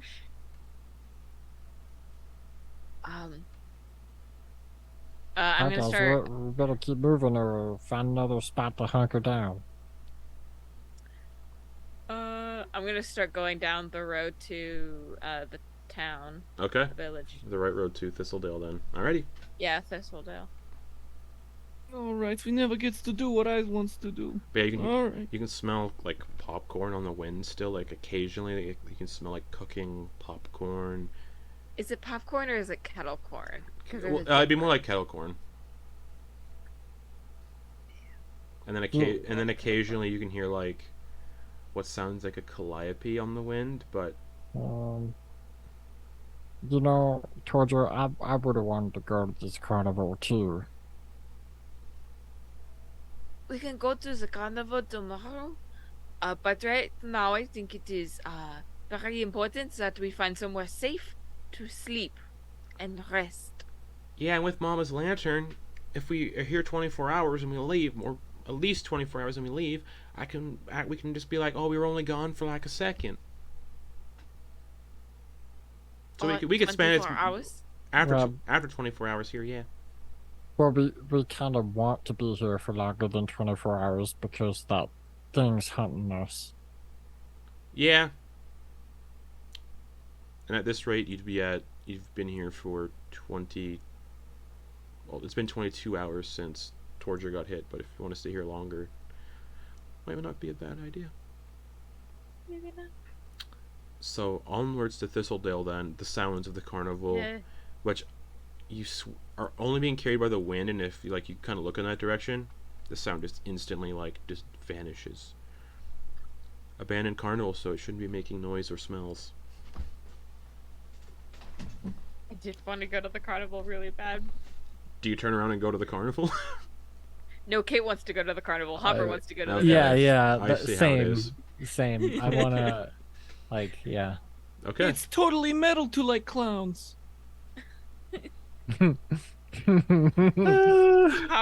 Hopper is scared of clowns. Who isn't? All right, so the road to Thistledale then. Yep. Okay.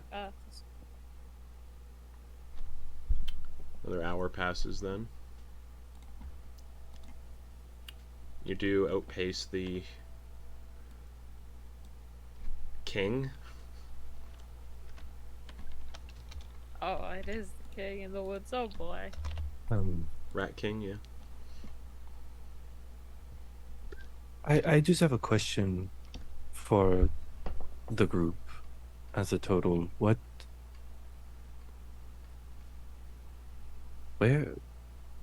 are we going? Are we just? No, not literally. I knew one of you would do it. Where are we going as a group? Where? I was gonna answer that. Were you going to say that we were going to find a place to leave? No. Sorry, I assumed you were. I'm still on edge. Green, what were you going to say? I apologize. But we got this thing that bad guys want. Yeah. Well, we just keep it on us. And, I suppose we could just turn it over, right? Or we could hide it somewhere. I mean, we could even head back to the material plane and hide this darn thing in here. As far as I'm concerned, it belongs in the Feywild anyway, right? I think it belongs. There is a reason they brought it to the material plane in the first place, though. King Oberon gave his life so that it would not remain here. Yeah, but clearly it's not safe in the material plane. Don't feel like it's going not to be out the safe. hard way. I don't think it's going to be safe anywhere we bring it. What if we left it with the people that you know, Hopper, here in the Feywild? Okay. That is out of the question. Wow. Why? Because I said so. Never It's mind. not a valid enough answer, unfortunately, Hopper. Is this the secret you told Hattrick? No, it is not. Because other people do know about this, but you do not, and I would like to keep it that way. Alright. I hope you do not take offense to it, but it is... The less people who know about it, the better. At least for now. You know about what? You see? Grin? That's fair. I understand a little bit. That's like Mama's garden. Sometimes she doesn't want to know what doesn't want people really knowing what grows there. Thank you, Leek. That's not the best appreciate that. example. So we. When someone sets a boundary, you must respect it. It is a form of respect for someone to tell you, hey, please do not engage with me in that way. They want to preserve their relationship without, interfering. Alright, so we don't give the crystal to Hopper's previous employers? No. Alright. That is if we can even find them in this maze that is the Feywild. Alright, well, I mean... I suppose if this is the direction you wanted to go into, that's, I mean, we could... I guess the answer is we go back to the material plane with it and just hang on to it and try to just live our lives. Do odd there things. is we could try to bring it to the Guardians of the Weave. They were the ones that got attacked by the Umbral Knights, by Ubby Bobby. No, no, Ubby Bobby is over, Yes. and then we have the family jewels, And we have the Ink Knights. the Ink Knights is who attacked the city. Antyr, I have a way to hide it.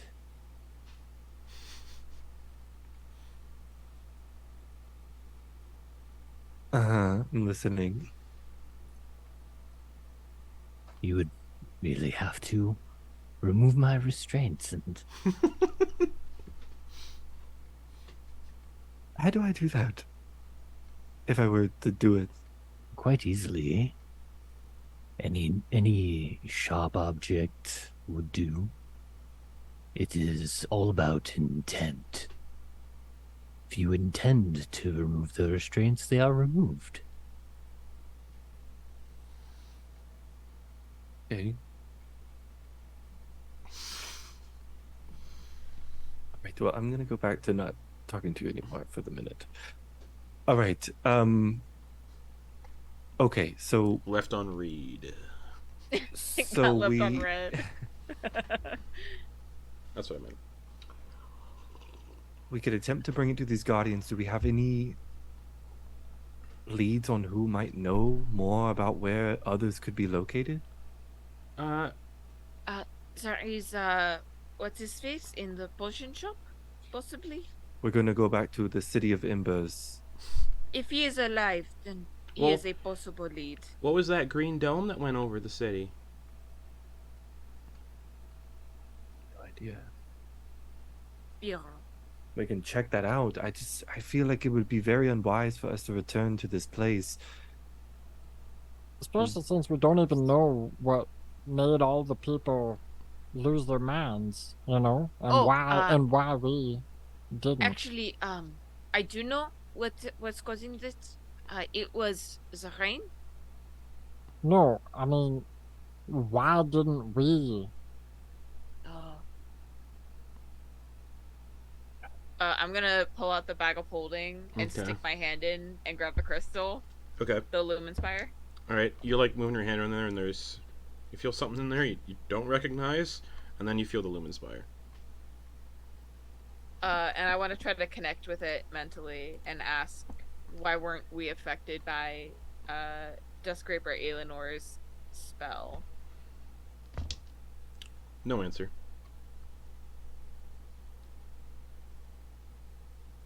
You can't talk to me. We are in a mostly safe space. It's just us. You're talking into your bag of holding. Yeah. It's okay. You can come out. Don't be shy. Okay. Yeah, if there's no response, I'm just gonna... But you do see something kind of like in the bag of holding that you didn't put in there. Gonna take a look inside. Oh no. Oh no! I said you can come out. Okay. Oh, never. You just see a pair of dentures with mismatched teeth. I'm gonna pull out the dentures. Where did these come from? I mean, you would have to have known they were, based on how you explained how that worked, you would have to have known they were in there in order to pull them out, right? Yes, technically, but I mean, I felt them almost before I grabbed onto the crystal, and then I thought about that thing that I felt before, and I pulled out these. Do these belong to anyone? Oh, I Great, got are all my these yours? jumpers. Just a pair of mismatched dentures. If this is the fucking bagman, and this is a prank from any one of you, I No. mean, it'd have to be pretty elaborate. Based on what you said, none of us would even, I mean, nobody could sneak something into the bag and then have someone else pull it out. Yeah. Also, why would any of us joke about the bagman? Okay, we've said it twice. Let's avoid saying it a third. I'm gonna put the dentures back in the bag Okay. and close it up. Okay. So close. All right. The road eventually brings you to a small hamlet. The buildings are haphazard, crooked, and leaning constructions made from wicker and covered in various jack-o'-lanterns of different colors and sizes, as well as thistles and thorns decorate each building. In the center of the hamlet is a large wicker statue that resembles a large, lanky figure made from gnarled sticks, well, wicker, with a jack-o'-lantern for a head, with crackling orange flames set within. Wandering about the settlement are scarecrow-like beings wearing tattered rags of various colors and patterns, and each with a jack-o'-lantern head of a different color, displaying varying emotions carved into each pumpkin. Some are frowns, some are wide, happy faces. Just standard jack-o'-lanterns. Each of these jack-o'-lantern heads are lit up with an array of colored flames. Some are purple, some are orange, some are green, some are yellow, some are blue. One of the scarecrows sees you all kind of just approaching. And they approach, wearing a knee-length purple patchwork coat and a massive green felt top hat, pink pumpkin carved with a crying face. "What do we have here? One's made of flesh." Takes a deep bow. "Welcome to Thistledale. I'm Crier Griefin. Is there anything I can do to help you on your visit to our lovely town?" Is there a inn or a tavern we borrow some rest in? Of course not. The people who live here have no need for such things. You do not sleep or get many travelers through here? We don't sleep, we don't eat, we don't drink. Question. Yep. Looking at all of the other ones' heads Yeah. and the pumpkins, do any of the pumpkins have a range of decayedness, or No. are they all just fresh? All fresh. Hmm. We don't have what you speak of, but we do have something that could interest mortals such as yourselves. Gestures towards the wicker statue in the center of the hamlet. Every night we gather around that figure, which we call Father, and fill it with offerings, and then once we've all done so, we light it ablaze and burn the offerings in the hope we can continue to stay here peacefully. If there's anything you seek to be rid of, you can join us, and that would be the time. We're set to do so in an hour or two. Produces a rag from his clothes, and inside the rag is a dead robin with the head of a snake sewed onto it. "This is my offering for tonight." Places it back inside. "I'm sure our mayor would love your help in preparing for the festivities if you intend on passing through or staying. We do have a place to rest if you are in need of a rest. You look weary and battered and bruised, some of you," looking at the ones who are cut from sickles and shit. "If you are indeed interested in participating in our nightly festivity, you can find the mayor in the building just behind the statue. He's open to all forms of guests and company." And he sneezes, causing the flames inside the jack-o'-lantern to switch to a vibrant yellow. "Now just be aware we do have shops and stuff in town that we barter and trade with each other. Just be aware we don't accept the currency you mortals may be familiar with. We trade exclusively in dreams and nightmares. If you don't have any that are currently tangible, you should visit Dreamwalker Somnius." And he gestures to another building about a block away that is leaning on a near 75-degree angle. Haphazard looking house covered in chimneys.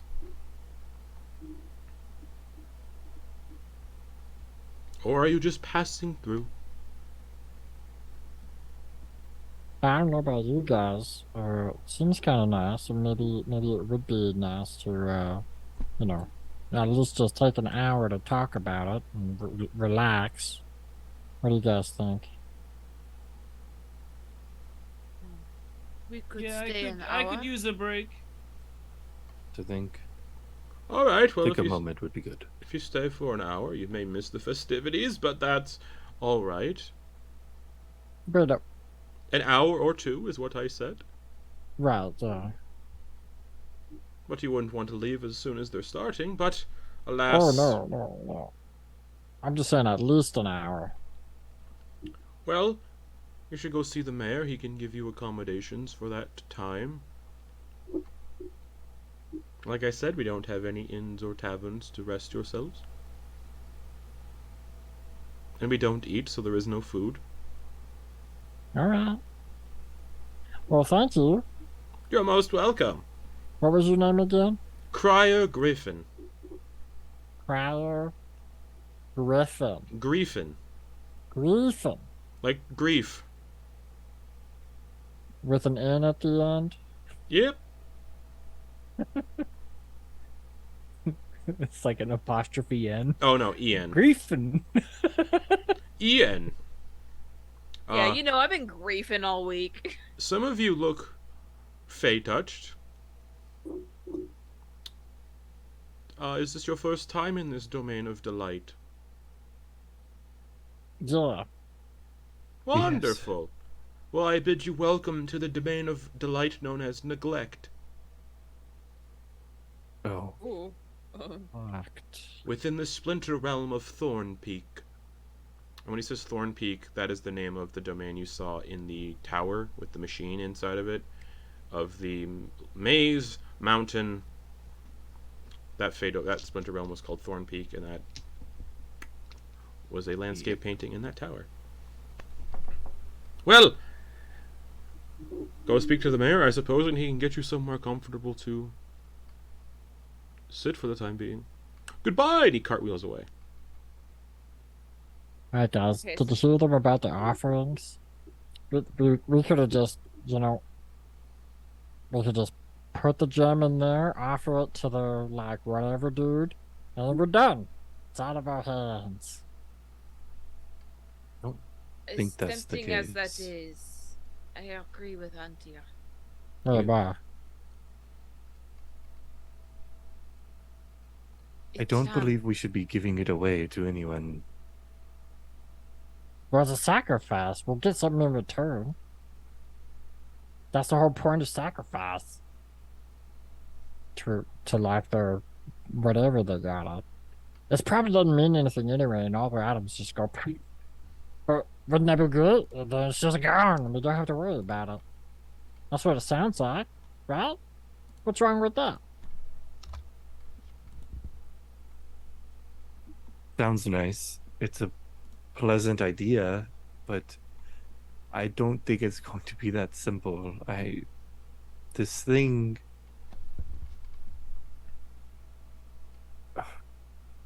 We could try though.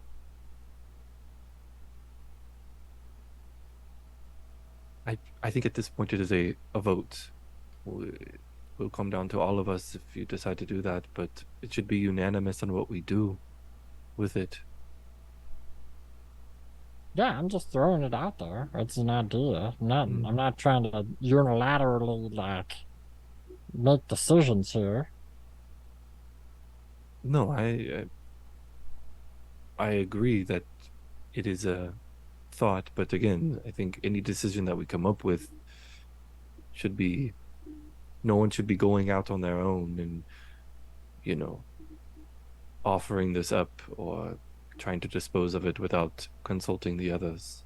Yeah, I mean, like, it's not like, I mean, the only person who could technically do that is Hopper. Because I was they... Because they have the bag. Oh, right. I was joking that as you were talking, Hopper just wanders away with the. I was thinking about joking. Just think about. Oh yeah, as you talk about Hopper, he's gone. No, I'm kidding. So we rest for an hour and then Yeah, continue on? Yeah, we're resting right now, aren't we? There's like scarecrows running around. Little scarecrow kids are like kicking a little ball around. Scarecrow kids? Yeah. Oh my god. Quietly to the group. Do you think the windmill was Like any of their kin? Or you think there's like flesh underneath them?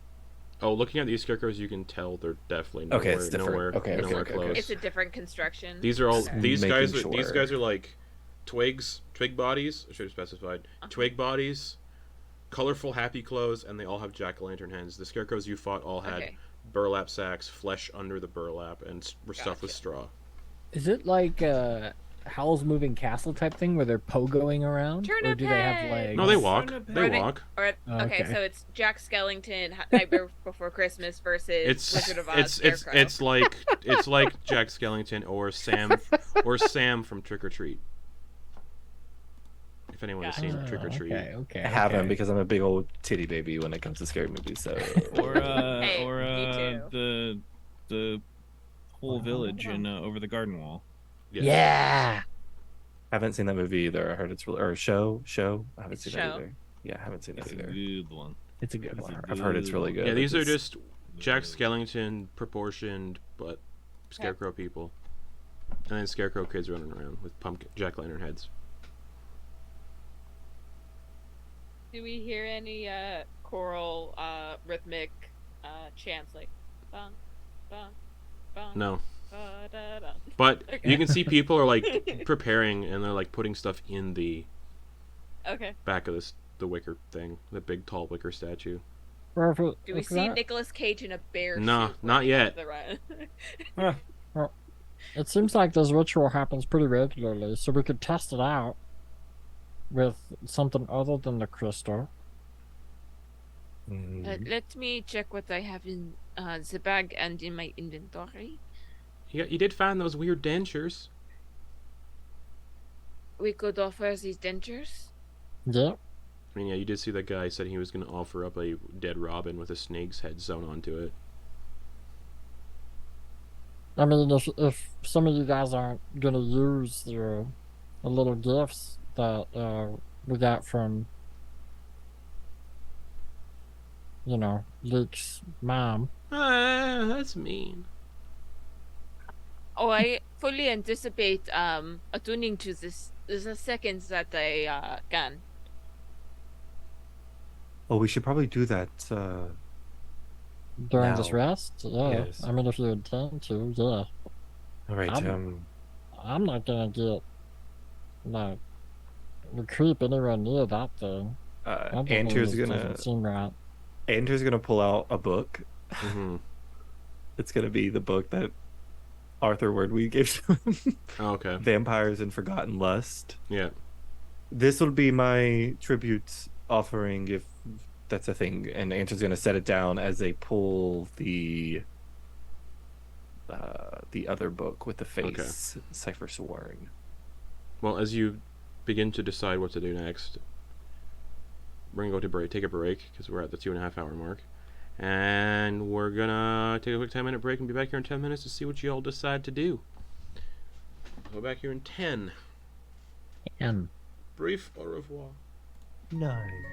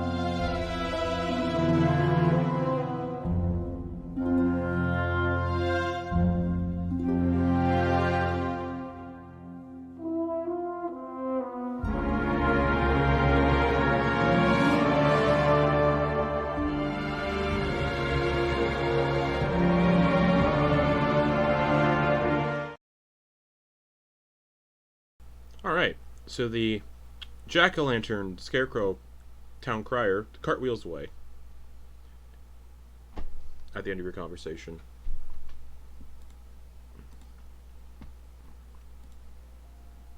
That's where we are. All right, so we're going to the mayor then, yeah? We? After the rest or now?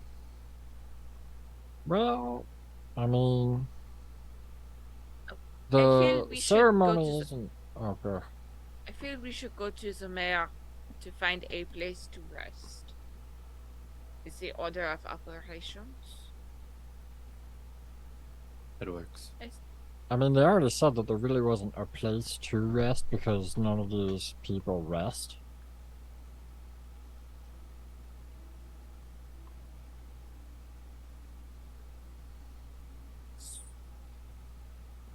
We should have asked. He told us where the mayor was, right? Yeah, you pointed. Before he cartwheeled away? Okay. Yeah, he said the mayor can help you get a place to stay if you need one, basically. Sweet. So All right, let's do it to the mayor. All right. So you cross the street with the little town square because it's a little hamlet, so it's not that big. It's like the village in Hocus Pocus, like pre modern day, but everything's made of wicker and all the people are jack-o'-lanterns. As you approach the mayor's house, you see a taller but rotund scarecrow with a deep green jack-o'-lantern for a head, carved to resemble a wide grinning face with a big curly mustache, also carved into the pumpkin. They're wearing this elaborate flowing ensemble with a corncob pipe, and looks like a powdered judge's wig on their head that is adorned in thistles. He's currently in the process of speaking to a bunch of child-sized scarecrows, who are excitedly talking about what they plan on burning tonight, before they see you all approach and run off laughing and screaming. And the taller guy pulls out his pipe and blows out a massive smoke ring. Strange that these scarecrows have lung capacity. Oh, don't mind the kids. We don't get many visitors from your neck of the woods. They're excited. Anyways, I'm Mayor Harveston. It's a pleasure. What can I do for you? We were told you could provide accommodations for us outsiders. Oh, yeah, I think I could. Are you here for the, immolation? That is the wicker burning. Yeah, we do it every night. The kids that you just saw design costumes for everybody, and we wear them. Some of the times the adults tried getting in on it, but the kids got really mad, so we kind of just leave that to the kids, let them have their fun. So the kids make costumes for everybody who takes part. I could provide you with accommodations if you're willing to take part in the immolation. We don't really get many guests coming through here, so it would be nice for the kids to kind of make some costumes for some outsiders and get to interact with people that aren't in their daily lives every single day. Get them a little more broader sort of horizons. Could you tell us more about this immolation? No, yeah, I can. Yeah. So we put things into the statue, the wicker figure we call the Father. We put things in it, and then we light it ablaze and give up those offerings to the Father to hope we can have another peaceful year here in our little haven. No, I say this as in a position of ignorance, but is this done in a religious manner, or is this more of like a fun ritual? Depends on the individual. Some view it as a sort of cathartic religious experience where they feel closer to the Father, and others just do it to take part and be part of the town and to enjoy the festivities. There's dancing when we do it. It's a huge celebration, and it's a nightly thing, and everyone sort of takes part when they can. And Okay, so like your father figure doesn't make any appearances? some have said to have felt his presence. Others Oh. have not. Oh, I I want to ask because it's like it's a bit. What is the meaning behind burning your father? Oh, well, when he burned, initially the legends were that when he burned, his ashes made the fertile ground where our settlement was built and where these woods grow from. Does Oh, it say okay. why he was burned? Oh, he lit himself on fire to renew the land. So every So night it we was- honor his sacrifice by burning our own offerings with him. That is very honorable.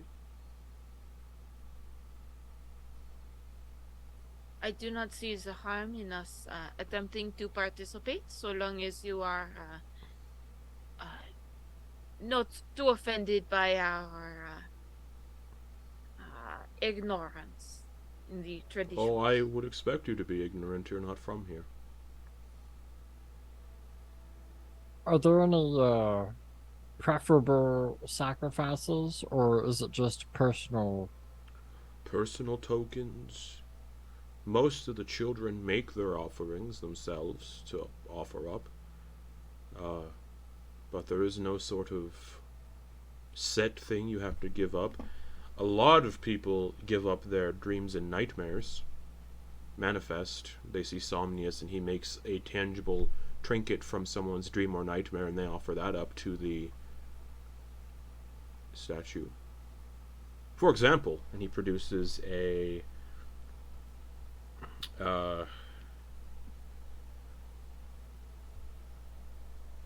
should be here somewhere what he has.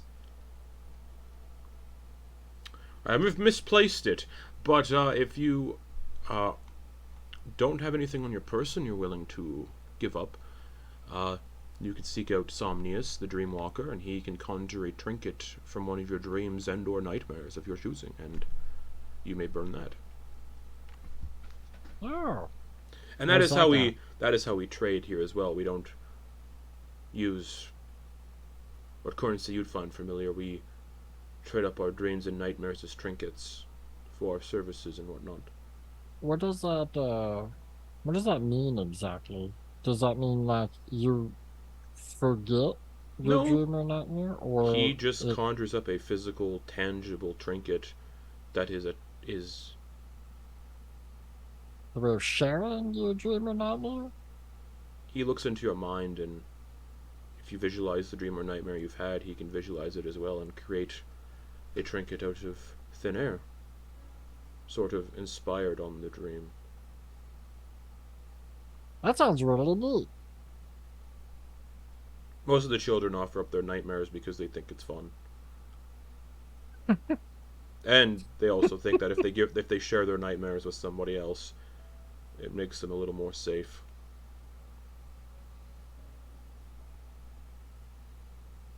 But dreams and nightmares, they can't hurt you. So depends what domain of delight you're in. What do you Out of think? character, Harper? I sorry. love the system. I perhaps would like to pay a visit to this Dreamwalker. I'm curious. Their building their house is directly behind the statue of the father.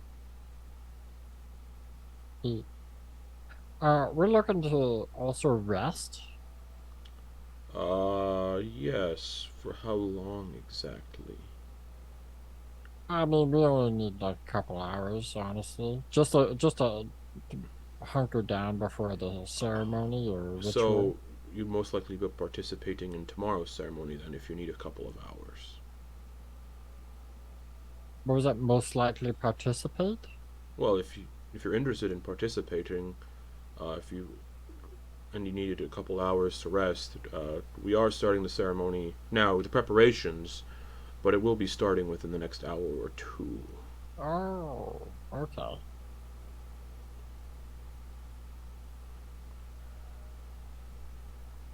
But there is a place you can stay. It was a house that someone lived in at one point, but now they no longer.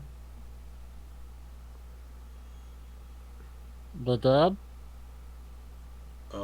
Yes. Oh, okay. Did you know him? Oh, yes. They were a good friend of mine. They went with the father. What do you mean? Oh, I'm sure you'll see during the ceremony. It's hard to explain to outsiders. You might not understand unless you see it. Oh, okay. I imagine one of the I imagine one of the elders will be joining tonight. Yeah, alright. I mean, you're based on the story, self-sacrifice, elders, fathers, that type of thing. Yeah, that's essentially it. Oh, okay. The elders burn themselves of their choosing with the father when they choose to, when they believe it's their time to pass, they offer themselves up. So it is not one person every night, but No. occasionally. Occasionally, when one of the elders tires of, now. not tires of this existence, but feels at peace, they pass on willingly.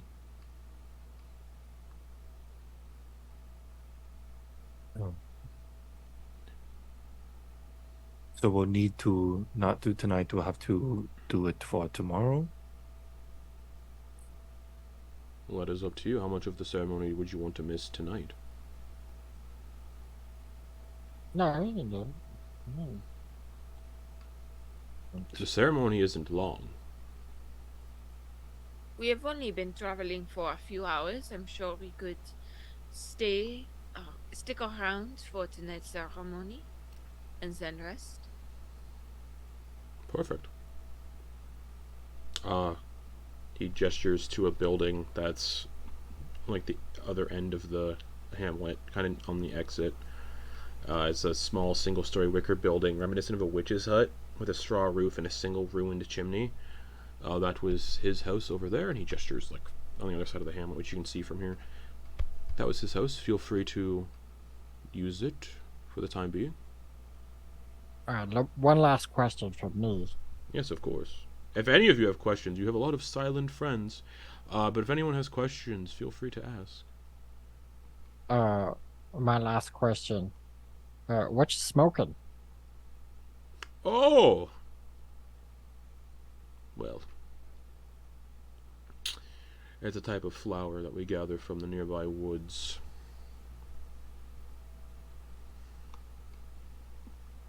What's it look like?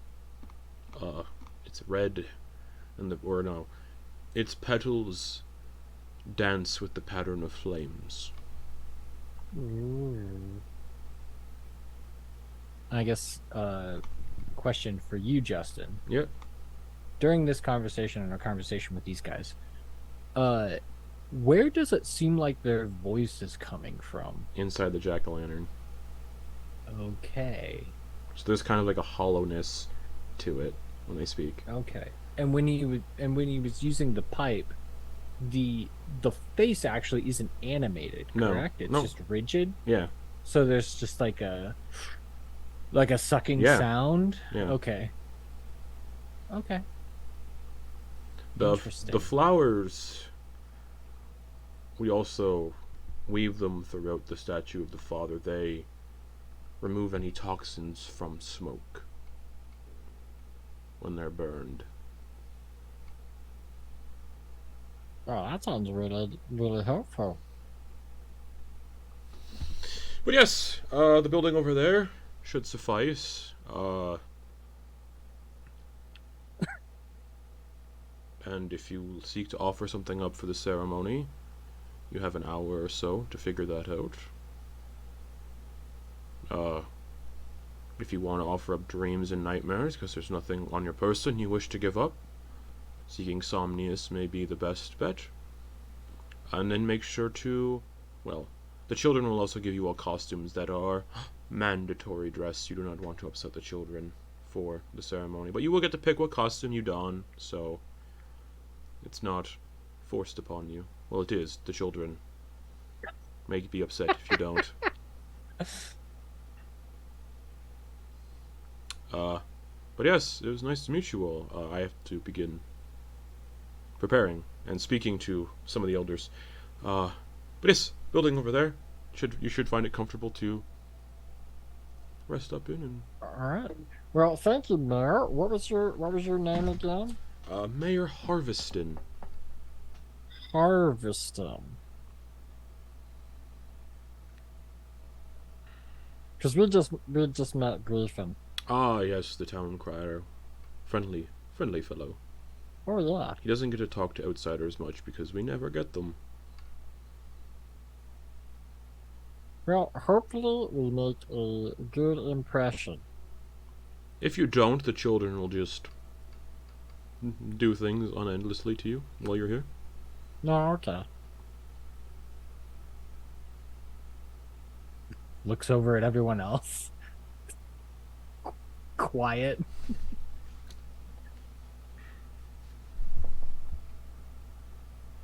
I mean, I think we need a rest. I mean, outside of that, we can stay for this event.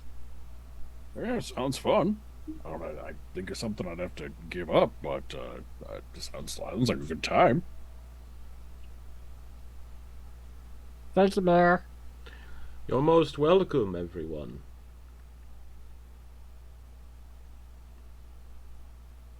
And just kind of stays there for a second and then walks off to the massive wicker statue. Oh, it does. We're gonna do the dream thing, right? Because that sounds really cool. Dude,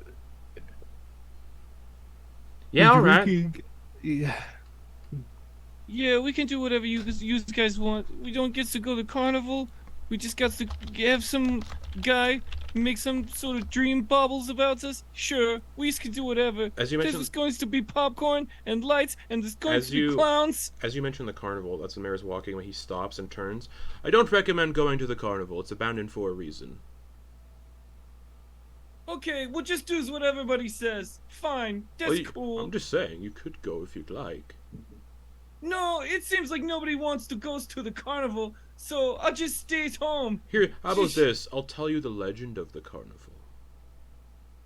No, that's okay. Everybody's not interested in the carnival. It's fine. I'll just go make my dreams into a physical thing so I can throw them onto a fire so I can make some sort of traditions happen. I get to wear a costume I don't even get to make. Just kind Starts- of, all right. Pouting and stomping off towards the dream thing. Antyr's gonna like approach the mayor. Mayor, Oh, of course. could we like make an exception and allow my friend Torger to assist in the creation of their costume with the child? Well, they do seem childish. I think it'll fit in. No, I don't got to help. Torger, walk away! I was trying Wouldn't to want to whisper. break your traditions. We'll just get some crafts Torger, and use walk away. some tacky glue or something, and we'll. Oh, the children I don't. already walked the- away. The children. I'm right here. The children. What do you want the, to talk the about? children don't use glue. Oh, what do they use? You'll see. Some sort of bullshit Wait, like just- spit or something. It's gonna be real gross. And the mayor We'll just- continues to walk away to do his business. Which I was trying to help you like do something that you wanted to do. Yeah, he wants me to add conversation, but what's he talking about? He's talking about lighting people's on fire, and then he's like, "Why are you so quiet?" What's he wants me to say? That I want some Talking kids about to people on make me fire. costumes? Was it people on This fire? whole thing's on fire. Everything's on fire. Oh, Nothing's on fire yet. yeah, but once Antyr, why don't you go ahead? Why don't you go ahead and points to the lion what I'm saying? Huh? Look, Points to the lie, Antyr. I'm not going to point anywhere because that would be rude. Pointing is rude unless you do it with two fingers. As the two of you are standing here, a couple of the kids come running up and just sort of like staring. And they just walk away. You stare back. Yeah, do you think the mayor walks up to them and he goes, "Hey, why aren't you saying anything?" Probably if they're being quiet. You're usually so vocal and talkative about things. Yeah, I didn't have nothing to say. Sometimes you don't got nothing to say. Yeah, but usually, is you true. know, if you have like, you're I want still. to go to the carnival. Nobody else wants to go to the carnival. It's and now I abandoned. got to talk about the carnival. One I'm of the- not supposed to say carnival. One of the Then you guys don't want me to say Bagman. One of the Yeah, kids. why don't you just go ahead and write down everything you want me to say all day long, and that's what I say. Okay, Antyr? One of the kids was standing there, was like, "Oh, I was gonna tell you about the carnival, but okay." Wait, okay, now you's got to. Okay, so you's been to the carnival. Okay, kids gets to go The to the kids carnival. go. The kids go all the time. We like to go and stare at the clowns that are still there. Yeah, oh, they gets to see the clowns. I bet they're so funny. There's one Look. clown. There's one clown there. And you know they say it's abandoned, but there's a clown who still lives there, and he likes to like eat kids. Scarecrow children? That's why we don't go there anymore. That's why we're not allowed. Okay. But there's like a doorway there that leads to another place. I think the mayor called it a crossing. Okay. So we may have. Thank you, small You're scarecrow welcome. child. And they like look at you and they take like a measuring tape, like one of those old school like Victorian measuring tapes, and they start like wrapping it around Antyr's legs. Antyr just kind of T-poses. Oh, we should get them that costume. Just saying to themselves because all the other kids are gone.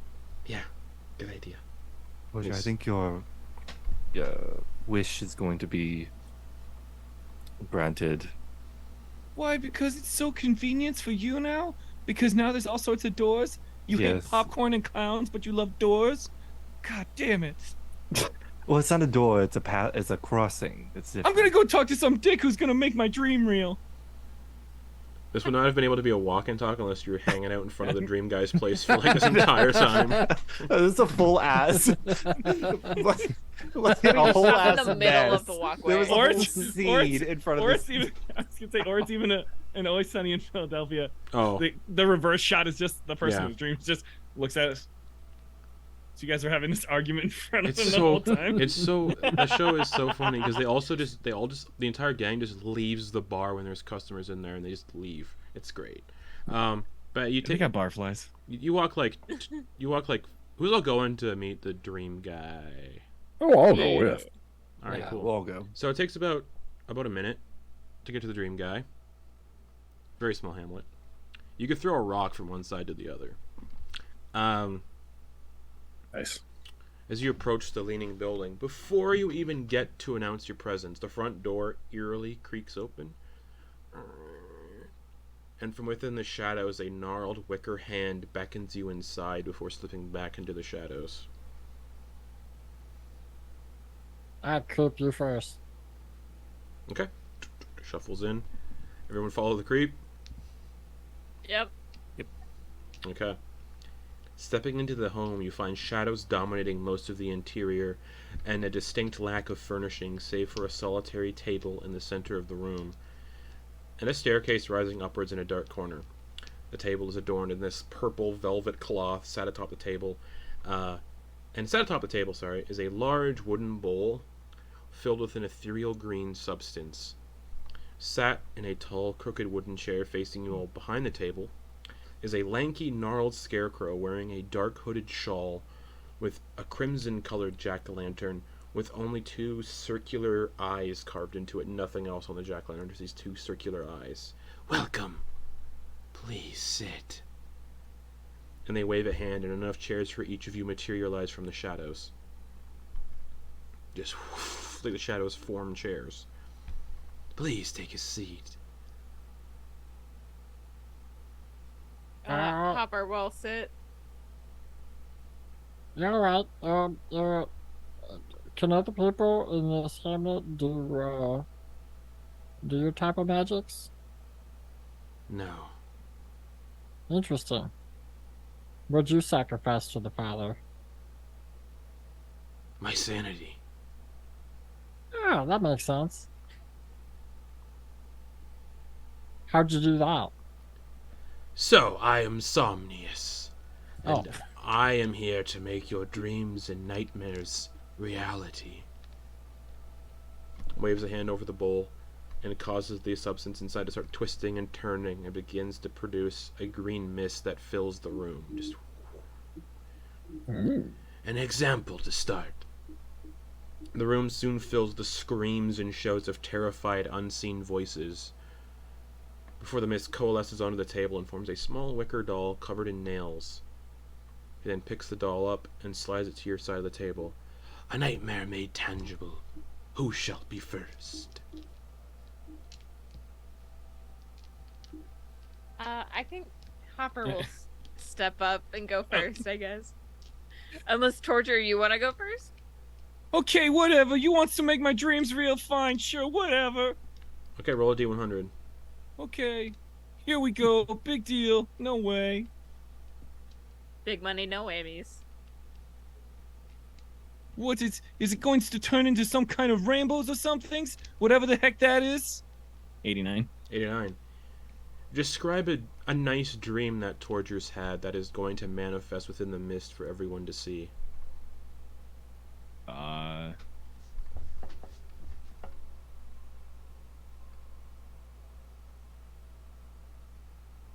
So you would see, I guess we would maybe, the shot out is on third person. On a wide shot, you'd see something come in tighter and tighter. You'd see a small figure laying against ice, and then you would see that it's Torger kind of looking around himself, just a little younger, like about 10 years younger than he is right now, but like kind of sort of having a conversation with the frozen, different frozen creatures underneath the ice, who would pop out of the ice and start like sort of like claymation, like Alright. almost that, like, and start like just having conversations with Torger, almost like a tea party, but there wouldn't be any tea. Like they'd all just be Okay. sort of eating awesome. like toadstools and That's stuff so together. cool. And they'd be like, "Hey, Torger, how's it going? You good?" Yeah, everybody's pretty cool. I'm the most popular ones at school. There's like 2 people in his class. Yeah. Yeah, pretty cool. And you see like Torture, but you see him with like a pompadour, Yeah. like pompadour into sort of a mullet. Like there's a lot of Nice. flashy, like, but just like looking really like an idealized version of like really cool. Lots of fringe, like superfluous outfit pieces, like stuff that does that really only serves form and does not help with function at all. Okay. Do we see the settlement? Not really. No, this Okay, is just bright. The ice, instead of being like clear, it's like bright blue ice color. But again, maybe to you guys, but anything would be an exaggerated color. Oh, we would be, if we ever perceived it, it would all be in the black and white like you do. Oh, that's crazy. Yeah, it would be all. It'd be grayscale. Yeah. Yeah, if you've ever seen the cartoon Bobby's World, like his sort of imaginings of things, like shapes that are big and kind of weird and a little bit cartoony outside of it. So yeah, it's like when his stuffed animal Webby turns alive. So as you all Weber? see Torger's dream manifested in the mist, like little visions in the mist coalesces onto the table as a small little chunk of ice, and in the ice is a spider. But it's like a cartoony spider? Yeah. Or is it? Oh, okay. Yeah, cartoony spider. Yeah, cool. I guess this is fine. It's whatever. Cool. It's like a dream. Everybody's super into, I guess. Whatever. You see him kind of just hold it and kind of like keep it by himself. Like he is a little shook. Who's next? I will go next. All right, D100.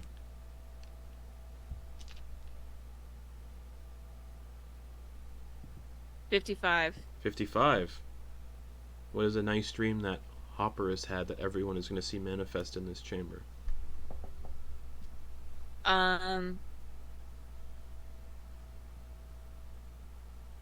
We are. Everyone sees a like a fir forest, but it's off. Mm-hmm. Presumably because we're in the Feywild.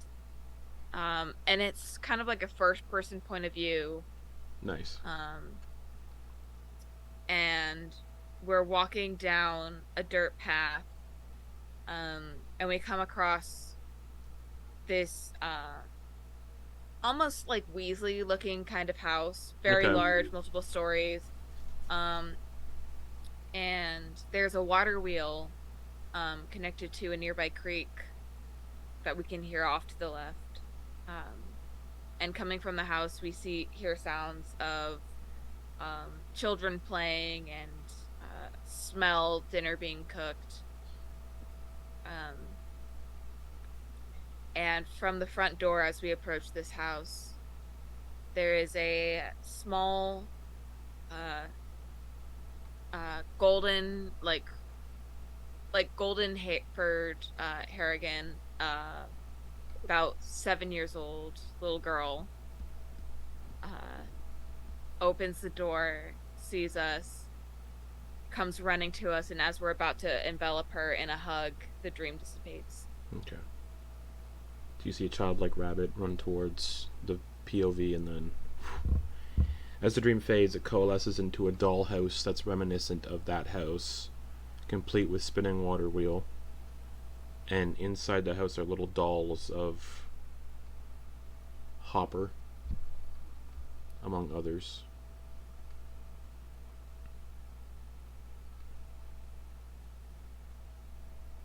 Who's next?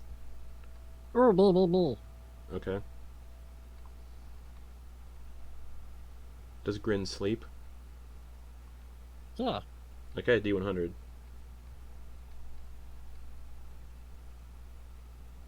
$100. 69. Man, Nice. everyone's getting good ones. What's a nice dream that Grin has had that we will see manifest for everyone to see? Now remember, you did roll a 69. You did roll a 69. No, nothing that. So nothing that has weird. Grin had any exploits No. that he dreams about? So, oddly, like everything is kind of from everybody else's perspective. As you're seeing it, everything else is kind of faded out, and the only thing that really stands out is like a set of teeth like this, kind of like in a smile Mm-hmm. that is just saying, "Oh, good," or he's like Oh, Gwen, I'm so proud of you. You did so well. Is that it? "Yep." Okay. The dream manifests as a set of teeth that look like that. Just Yeah. okay. Who's next? Come on. I'm just here to watch. I'm not. I'm good. Interesting. I don't sleep, so Oh, you're an elf, so you trance. It'll work all the same. oh. Hey, well, I had this book that I was gonna offer up. Would that be not So good be enough? it. Thanks, I'm disappointed. Looks at the creep. Doe and Leek left. Speak up. Don't be shy. Based on what happened last time, I'm gonna wait a little bit until Okay. Okay. the other people do theirs. I'm not gonna do it for Brittany. Leek. Yeah, of course. Oh no. Oh no. Okay. When it was the dreams manifesting, they were nice. You can tell a nightmare is manifesting.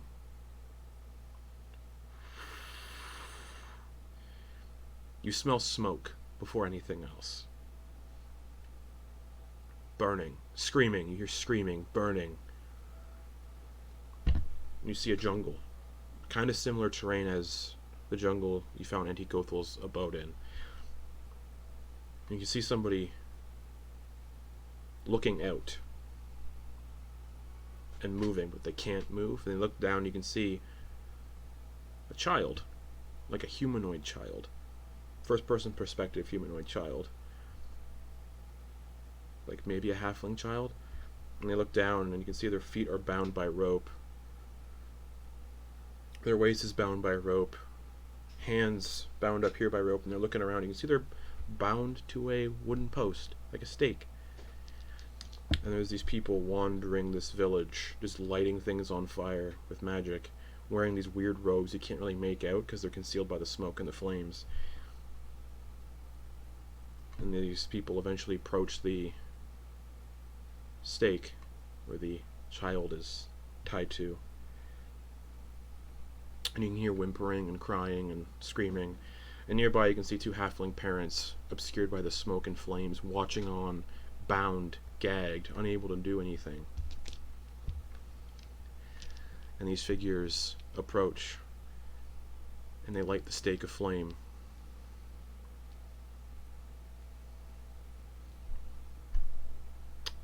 And that is the nightmare. And it manifests as a singed doll of a halfling. Whoa. And Leek just looks terrified. So Leek, hey, Leek, just think about it like this. You never have to have this dream again. This nightmare.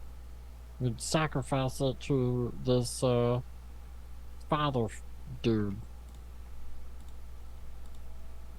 Silent, just staring at the singed doll.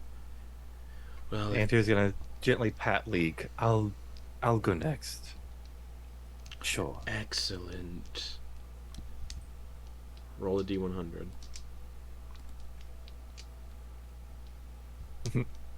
35. Just like Leek, the room manifests into a nightmare. Antyr, describe a nightmare that you may have had. Since you trance, this could be a vision or something you meditate on and see in your trances. But it manifests for everybody to see. The group would see, would feel cold, or the sensation of being cold. You would visually, from the point of view, you would see the interior of a long, dilapidated tower that slightly sits at an odd angle. You're sitting on the floor, the cold stone beneath you, staring into an empty, long, unused fireplace.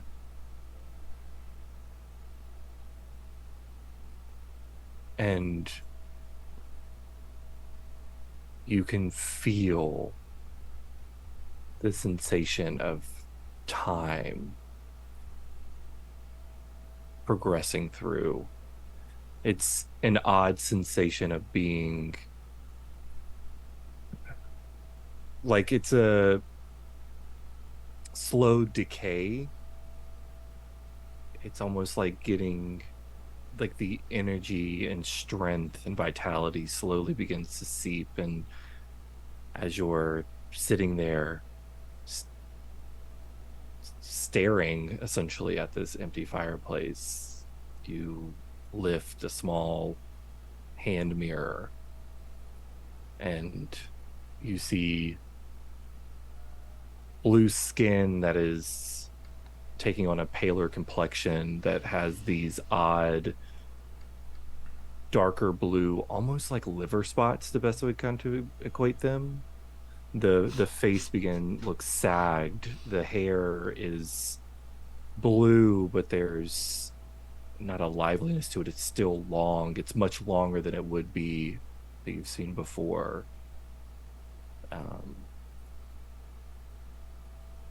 And I guess ending the Oh no. dream would Oh, there you be you would feel the sensation of you would feel the sensation of throwing the mirror before you would come Okay. to. As the nightmare manifests, it manifests into a small clock in the shape of the tower. But the clock ticks and the hands move much slower than any clock should.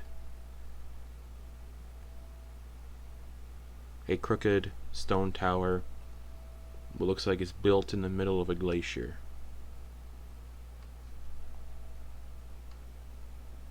He steps back to Leek and rests a hand on their shoulder. Still just staring. Is that everyone then? Creep will move forward. Testing. Are you an actual person? Is this coming through? Yes, of course. Well, you might be a little confused about the results. Nightmares and dreams are all the same to me. Both pleasure and pain are intertwined. You might find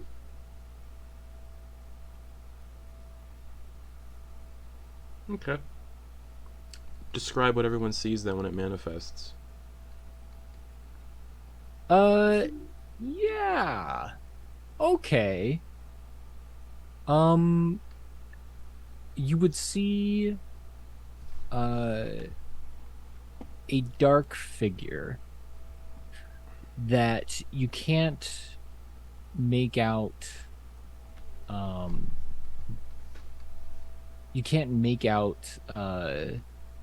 any details at all. You can tell that it's moving in like a kind of sensual way, but then it has these harsh movements that are then accompanied by like flashes of pain and then smooth movements again from this figure, and it just keeps repeating that and over again, and builds to like a crescendo in which there's just all you can see is just white light, barely seeing anything else. From you're not sure if it's pleasure or pain or what. It's just like just exploding your mind. Okay. This, what have you, manifests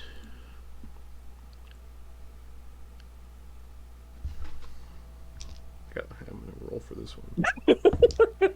Okay. This one manifests into this, it looks like an emerald, malevolent green colored emerald, but upon closer inspection it's more like a glass eye.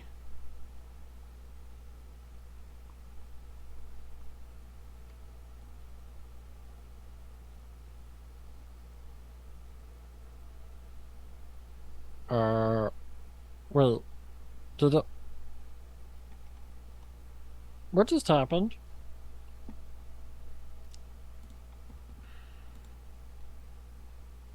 That was from the creep? Wait, did it? What happened here? Oh, your friend in the bandages wanted Yeah. a dream. And here we are. He stepped forward and then Wait, how that? Did did he say so? How did that work? He didn't say anything. He can't. He's got his own bandages and stuff. I read the minds of all of those who come forward.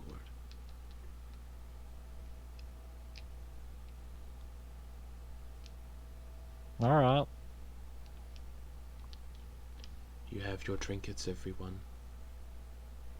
Enjoy. And he just kind of like slides back into the shadows. And then the room is empty. No chairs, no table, no figure. Just empty.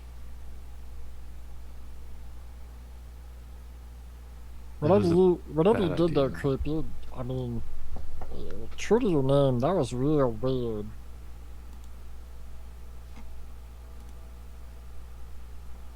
Gross.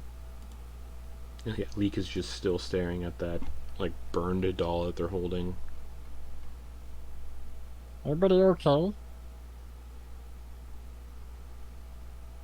Actually, burned doll, it would be more like a burned, like melted tin soldier toy that he's holding, not a doll. Antyr, Leek. You guys look a little funky. Seems like you had a nightmare thing going on.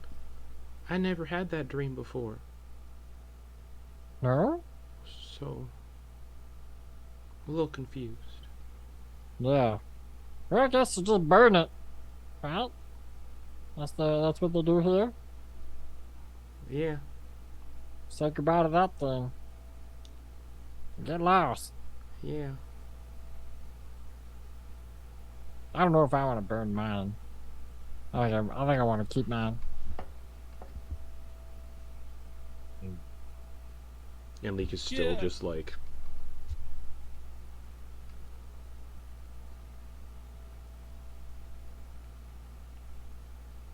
You can hear things starting to like ramp up outside, and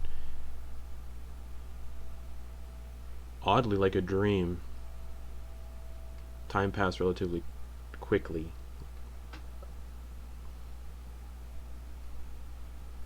She's gonna walk out. People are gathering around the wicker statue. It seems like an hour passed already while you were in there doing all that, because like dreams, time passes weird in dreams.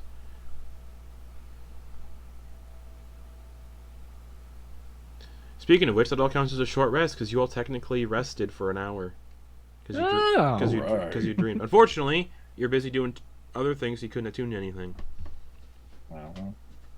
Oh, okay. But you do get you do get a short rest. But yeah, you can hear like the festivities are beginning outside, or the celebration's already like underway. Do you all follow Antyr outside? Mm-hmm. Oh, Antyr went outside? Yeah. Yeah. I didn't. Okay. All right. As you step outside, a group of childlike scarecrows dance about the base of the statue, handing out handmade costumes, complete with masks, to the adult scarecrows. The costumes are very much like Halloween costumes you'd see in the 1800s and are absolutely horrific, but also very well made. One of the children, who is currently dressed as a chain devil, approaches with rusted chains wreathed around their small body and a large That's adorable. and a large pale yellow pumpkin head. Hey, and you all need costumes, so here you go. And hands you Well, each, thank you. and hands you each a costume, whatever you want it to be. It can be. By the way, yours looks fantastic. Thank you. And you can see on their name tag the name is Locke, and his two friends are Shock and Barrel. Ah, Amazing. Nice. Yeah. Locke is dressed as the Chain Devil, while Shock is dressed as a crude, moldy skeleton, and Barrel is dressed as like a witch. So very much like Yeah. you each whatever you want your costume to look like. That's what it looks like. Shambling mound. Perfect. Just a ghillie suit. Sure. And Mayor Harbison begins walking around the gathered villagers and yourselves and gathers up whatever offerings are given. Are you all offering anything? Leek immediately hands the tin soldier toy over. I'm gonna take one of the adult figures from inside my house and offer it, but I'm gonna keep the rest of them. Okay.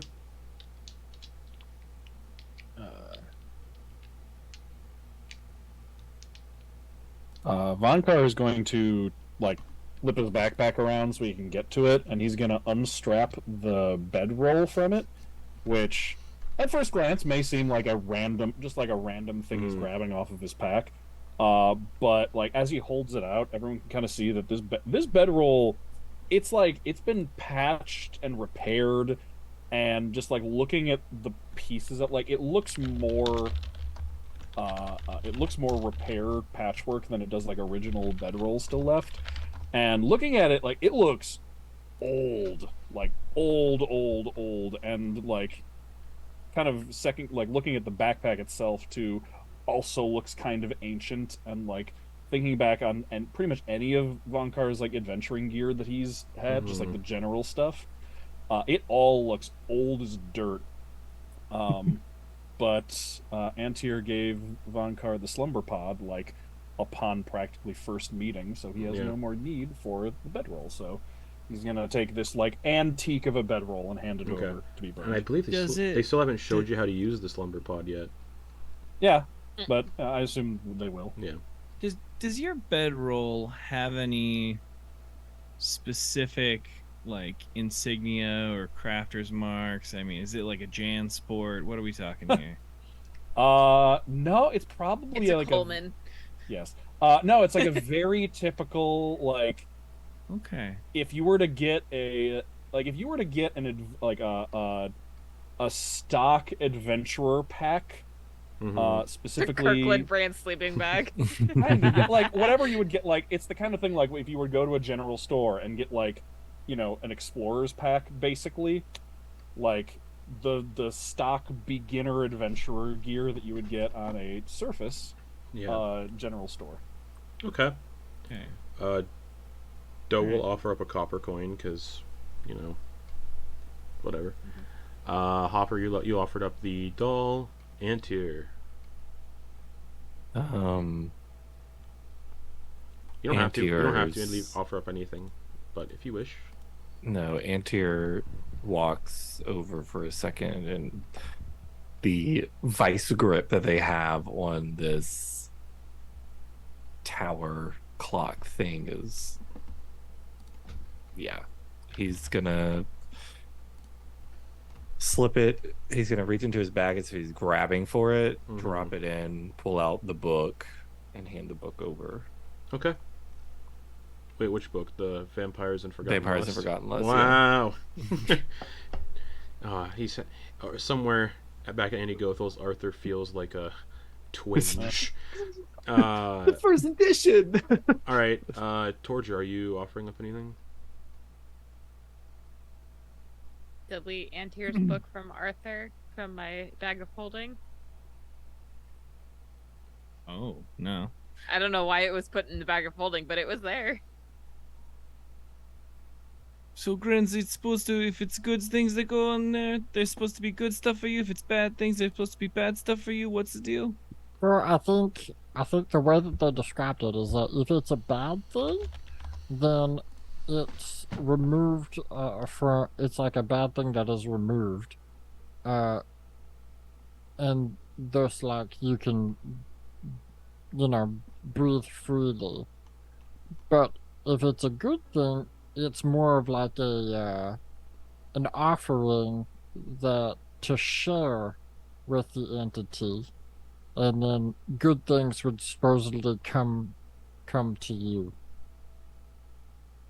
As my understanding. So if I like gives it a really good potion that makes me see the future, maybe it helps me see all of the future. But I don't know. I don't know how that works. Makes sense to me. Take a potion of clairvoyance. Ooh, that was already used. Oh, it was. It was used. Yeah, last time? Antyr drank it when you guys were in. The, Right, I gave it to you. Oh, I easily gave that to you. Yes, I'm remembering. Sorry. Whoops. This vial filled with a liquid that I'm calling potion of It's just pee. It's just snake oil. I have a. Hey, I if you have throw a, in a potion of healing, you'll never take damage ever again. Or you'll only be able to heal 2d4 plus 2 forever. No matter what the spell or the potion is. All right. But it's always the maximum 2d4 plus 2. It's always 10. Yeah, okay, whatever. I guess I got to throw this thing on there. Right? That's what we're supposed to do? Whatever you want. What I want is to be eating popcorn and laughing at clowns. You will be soon. Yeah, whatever. Promises. Keep on bringing this promises. Promises. It's really hard for him to give up the dream. The only, like, you know, growing up on a spit of land with everyone you know. Yeah. So yeah, he's going to put that on there and then be like, yeah, whatever, it's fine. Okay. Creep, grin.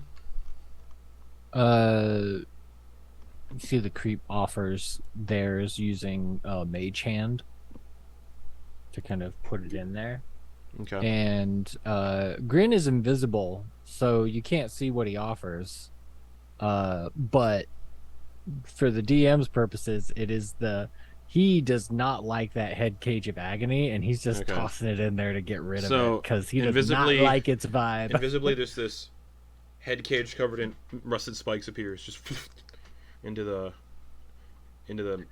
offering buckets or the baskets that the people are using to haul it up into the statue. Okay. Well, then let's end this session on a fun note then.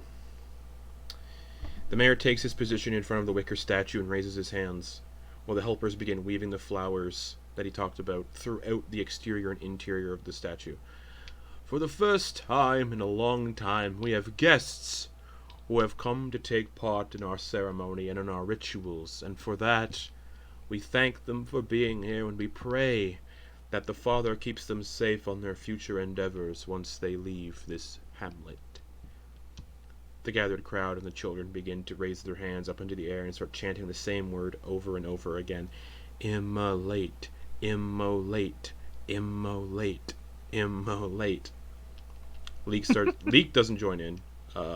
Doe will for fun. Doe will start chanting immolate, immolate. Anybody else join in on the chant?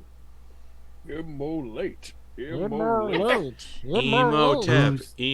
That's literally what I was killing. I'm glad. Yeah, that's what popped in my head when I was writing it. I'm like, that's funny.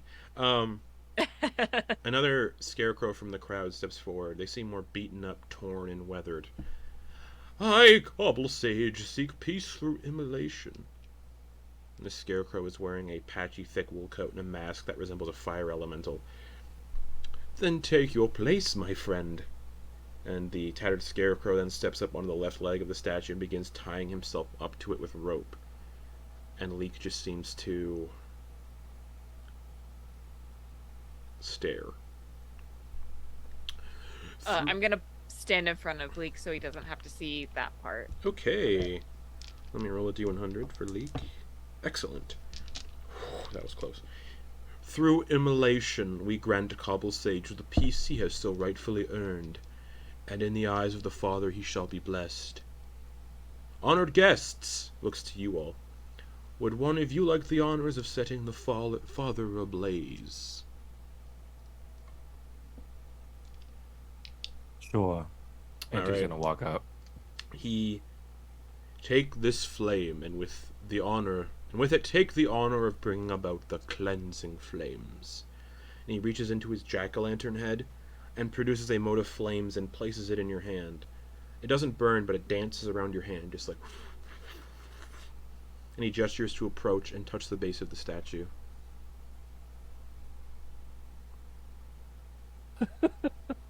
Okay. He will approach and look at the flame for a moment and just kind of like toss it like a underhand. With a blink, the wicker statue begins to catch fire and burn, while Cobble Sage, the tattered scarecrow, weeps and laughs with joy as he too catches fire and burns. In mere moments, the entire gathered crowd begin to dance, cheer, and chant, immolate, over and over as the wicker statue burns, and the smoke begins to billow out over the crowd. You all feel a warmth inside of you that spreads to your extremities, and through the smoke and the flames, you can see a figure towering over all and watching. A lithe, muscular, large humanoid, skin that shines like polished obsidian, eyes that glitter with green light, yellowed fangs, pointed ears, and 6 slender fingers decorating each hand. 6 small black horns hidden amid his thick black hair. Standing there in incredibly handsome glory is this figure. And you can hear people in the crowd begin to murmur, "That's not the father. Who is that?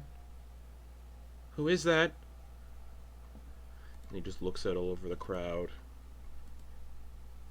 and blows. And as he does, the flames lift off the wicker statue and begin setting the nearby buildings ablaze. Just and the laughter of the figure who is tied to the wicker statue, who is enjoying it, begins to scream in agony as he is painfully incinerated. And as the flames are a warm, comforting orange, they turn to violent, malevolent green, as this entire settlement is ablaze. And everyone is set afire. The inhabitants are running around, spontaneously combusting with this green flames, and this figure just says overall, "I live for the moment when I can turn something pure into something perverse." And then the figure just kind of disappears, and everything is ablaze. And as everything is ablaze, that's what we're going to pick up next week.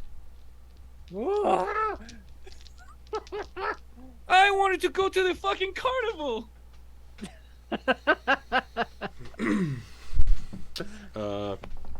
That's where we're ending it.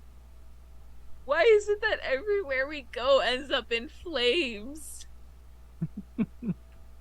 We are cursed. Well, I mean, it was raining the last time. It wasn't like it was in flames, literally. Oh, metaphorical flames. But you heard the jack-o'-lantern people saying, "That's not the father. What the heck's going on here?" But hey, things happen. And it looks very similarly to the The figure you saw in the fighting yeah. pit. Yeah.